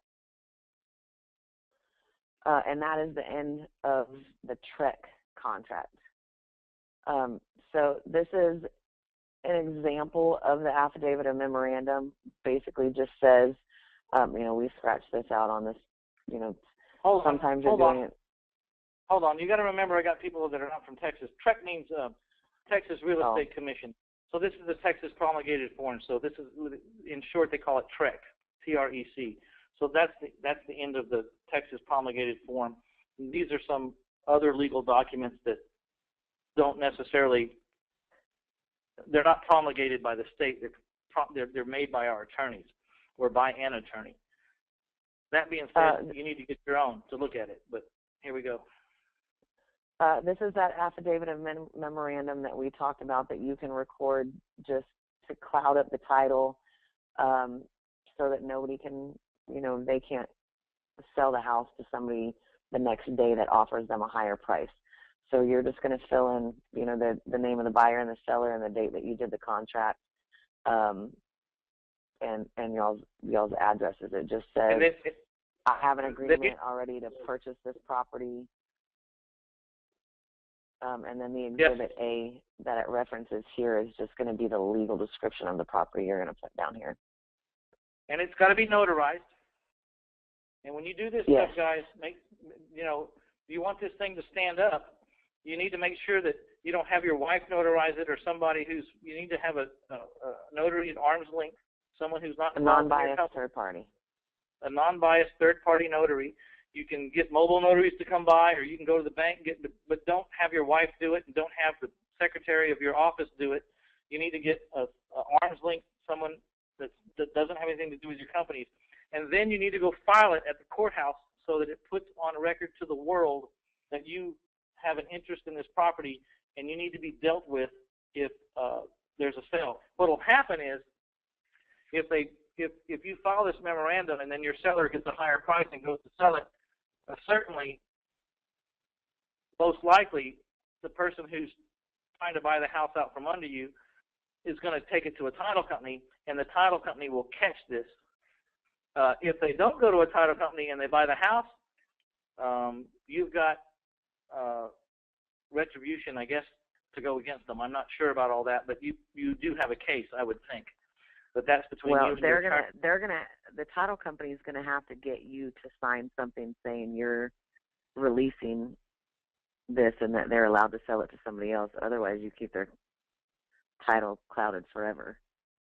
Well, the point is if the seller, I mean, if the seller is trying to sell this to a buyer after you for a greater price, the title company is going to catch this, and they're not going to give a title commitment, and that'll kill that deal they're trying to make behind your back. Yes. Let me make a statement here really quick about the notaries. For those of you that are in, I don't know if it's all of Texas, but specifically Bexar County that we ran across a couple times last week, there apparently are now online notaries. My understanding is you scan your document to them and they send you a piece of paper back with their little scanned stamp and their scanned signature. Their county does not recognize them. So don't pay the money for an online notary because you will not be able to record it in Bexar County. Or if you do, it won't hold up. No, they will not. If you take it to Bexar County, they will not record it for you. Okay. It is not an acceptable notary. And then if you'll look down here where I put the Exhibit A, it says to put the full legal description. A lot of people get into the habit of putting that short legal that's on the Bexar County Appraisal District or whatever your appraisal district is, where it just says, you know, Lot 9, Block 7, New City Block 1, 2, 3, 4, and that's all they put. You need to get into the county record and pull up the last deed that was filed on that property and put the entire legal description. I don't necessarily know that you have to, but it's going to make sure that anytime anybody tries to pull up anything on this property, that your stuff's going to pull up. Because the full legal is going to have that information, plus it's going to have the subdivision, if there's a unit number. I'm sure most of you have seen the long legal description. It usually has a volume and page number for the deed and plat records. You want to have that whole legal description in there.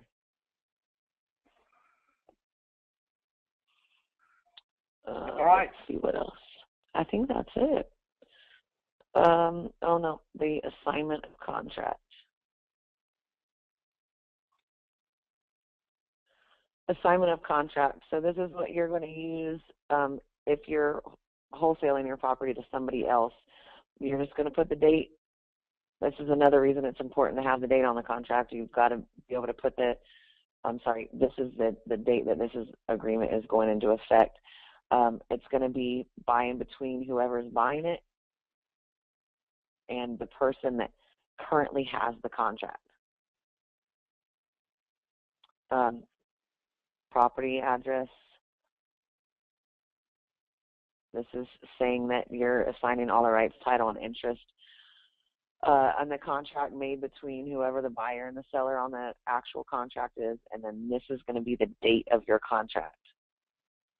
This is saying that the person that's buying the contract is assuming the whole contract the way that it is. And then this is going to be your assignment fee. So, you know, the contract that we were looking at was for $15,000. If you want a $5,000 assignment fee, it's going to mean that the end buyer is agreeing to buy that property for $20,000. So you're going to want to put your $5,000 in here. Okay, so and don't expect to get your assignment fee before closing. I think it happens.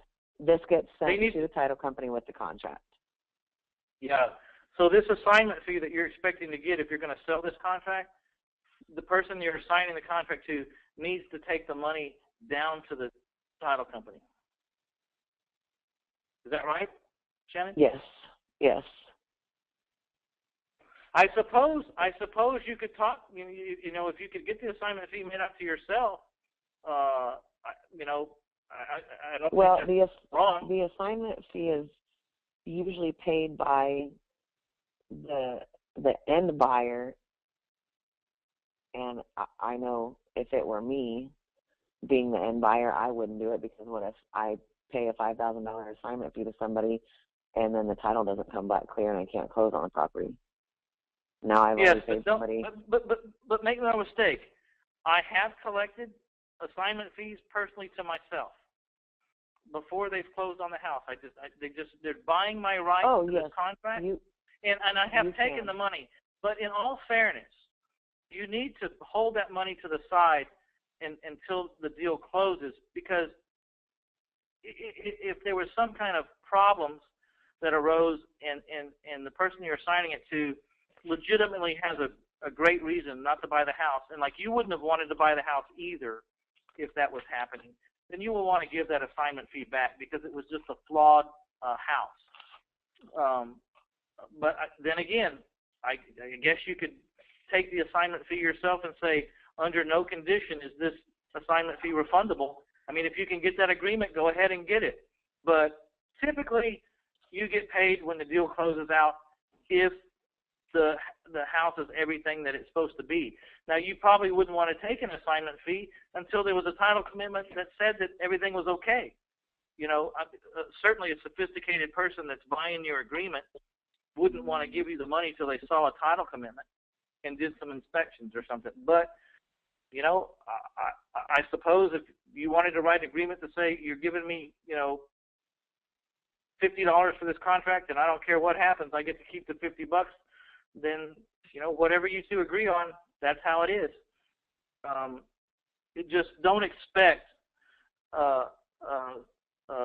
reasonably sophisticated investor to like give you the assignment fee before it closes. It would be typical that you would get the assignment fee after the deal's closed. Okay, that was the answer to one of the questions that we just had. Okay, I had another question. The guy saying that he's already signed a contract with someone, and he's worried about if they don't take their belongings out, what he has to do with those belongings if they're still in there. I think that what I would do, since you haven't closed, I think that I would go. I wouldn't close until their stuff was out. They certainly, you know, you have to kind of weigh how much they want their money. If they really want their money, you tell them, look, I'm not going to close this deal until your stuff is out of the house. Or you can sign this piece of paper that says, you know, if it's not out, I get to keep it. But so your retribution right now, since you didn't put anything in the special provision saying that anything left there is yours, since you didn't do that, your strongest card is just don't close until the house is empty. Now, if you close and there's personal belongings in there, do you have to store them? I'm going to think that you probably better be real careful, and maybe you ought to consider that, but I would talk to my attorney about that if that happened to me. But the way to stop that from happening is don't close until the house is empty. That may give them an out if you go past the closing date. I don't know, but I would try to make sure that you went and talked to them and just said, look, I'm ready to close. I'm ready to do this. I just need to see this house empty. Or if you need a few days to get your stuff out of the house, I'm going to hold back $1,000 till you get your stuff out of the house. And if you don't get it out by such and such date, but that was the ploy that I would use. I'm not going to close till you get your stuff out of the house. Okay, David had a really quick question, so David, yes, you can have an employee or a staff member notarize your stuff. You cannot have a family member or a person that is a party to the contract. So if you're using a trust, the beneficiary nor the trustee can notarize anything. Your lenders can't notarize anything. So yes, a staff member and employee, as long as they're not, which has made it difficult for Mitch and myself. I'm his daughter, so I cannot notarize for him. So we've got to find other notaries for our stuff, within our office. But yes, as long as they're not a party to the contract or a family member, they can notarize for you. Okay, so I stand corrected because I said your secretary couldn't do it. That's not true. Shannon's saying that's not true, and so I stand corrected. If your secretary wants to do it, as long as your secretary is not getting any pay, if your secretary is getting a bonus for closing this thing, if she gets a bonus every time you close a deal, I'd say don't use her. Right. If I thought this person was litigious or squirrely, I would just not use anyone in my office. I would just go the extra mile and find someone outside my office. But, you know, if it's a deal between you and a wholesaler and y'all are friends or whatever, and your secretary is not getting a bonus for this closing, then yeah, you might use them. You just have to use your guts on that, your gut instinct. Anything else, Shannon? There was another question up here. It looked like somebody had made a comment about how he was a couple of hours too late to this call because he just did a contract and didn't do any special provisions, and then he asked, is there anything that he can do now that he's already submitted the offer? I answered that already. That's who I was talking to when I said that. Right now your retribution is, I'm not going to close till the house is empty unless you want to sign this document. And that document would say, you know, you have 10 days to get stuff out of the house. I'm going to hold back $1,000, or I'm going to, and then after such and such date, anything remaining on the property becomes mine. Okay. So I've missed a couple of little things because of this phone issue I'm having. So. Okay. Well, you guys, this will all be recorded and put up on the archived website. So if you missed some parts because the phone was weird or whatever, it's going to be posted, you know, so you can review it. My email address is mitch@mitchstephen.com. If you guys enjoyed this, or let me know what you thought about this presentation. I'd just love to hear back from you to see if it was helpful for you. I would think that it was. But also, if we've missed any questions, or if you have some questions you think of after this, just email me and I will get them out to you. It's Mitch, M-I-T-C-H, @mitchstephen.com. Of course, my last name, Stephen, causes me a lot of problems.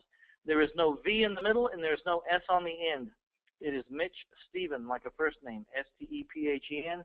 You guys probably already know that. I've already had so many problems with my name over the last 53 years that I never want to fail to point out the technicalities of how you spell my name. Okay. Anything else, Shannon? No, that's it. Okay. Is there any other questions that we're missing before we hang up? I want to get to everyone's questions. So an employer or staff member who is a notary can't. I think we covered that.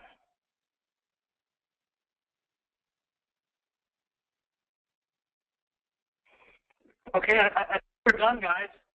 Like I said, if we've missed anything, or you have some input that would help further this special provisions or whatever, let me know. And I'd like to hear from you guys if you enjoyed this kind of webinar situation, because I could do more of these. We're going to do one on when we're selling a house here in the future. But on the 17th, we're going to have Judith Gray, who is an attorney and a professor at the local college here, and she's going to be talking about foreclosure and the new foreclosure laws. There are some things that are really interesting for once. For once, the new laws that are passing are kind of neat here in Texas. One example is if you are foreclosing on a house and the people have vacated the house and it's vacant, they have abandoned it, then you can just shortcut a lot of things and you can just go right to the next foreclosure, and you don't have to provide all the notices and stuff. So I don't want to speak out of turn. I want you to hear it from Judith. Don't run out and go to the next foreclosure without listening to Judith. Don't listen to me. And she's going to be on the 17th, and she's going to have her forms and stuff for us, I think. And it's going to be a very interesting way to save some money on some foreclosures, especially if you're here in Texas. There might be some ways to cut your foreclosure expenses drastically. So without any further ado, I think we're going to end this up. Shannon, anything else? Are we good? Nope, I think we're good. All right, you guys. I appreciate everyone's time, and I'll see you next Monday on Q&A. By the way, I'm going to be in Houston speaking. If you're interested in attending one-day event and you're not a member of the members-only website and you're thinking about, signing up, I'm going to be in Houston speaking all day on owner financing, and I'm going to be giving a lot of of a high-valued information there. It's going to be 99.9% content. And then at the end of the day, you'll have a chance to sign up for the mentorship if you want. I'm not a high-pressure sales guy. I kind of figure that if I'm the right guy for you and this is the right business for you, that we'll find each other, and I don't really I won't be hard closing anybody. So I'm going to go there and give and give and give and give and give all the information I know, and if it's for you, then it'll there won't be any sales necessary. So if you're interested in that, attending that one-day workshop in Houston, it's going to be at the Hampton Inn, the Galleria area. Just send me an email or call me at 210-669-4020, 210-669-4020, and I'll bring you up to speed, or I'll get you in touch with someone who can get you registered. It's going to be very, very, very affordable. I'm talking like, I think the most expensive ticket's $99, but there's a way to get it for $47. I'm not holding the event, so I'm not getting that.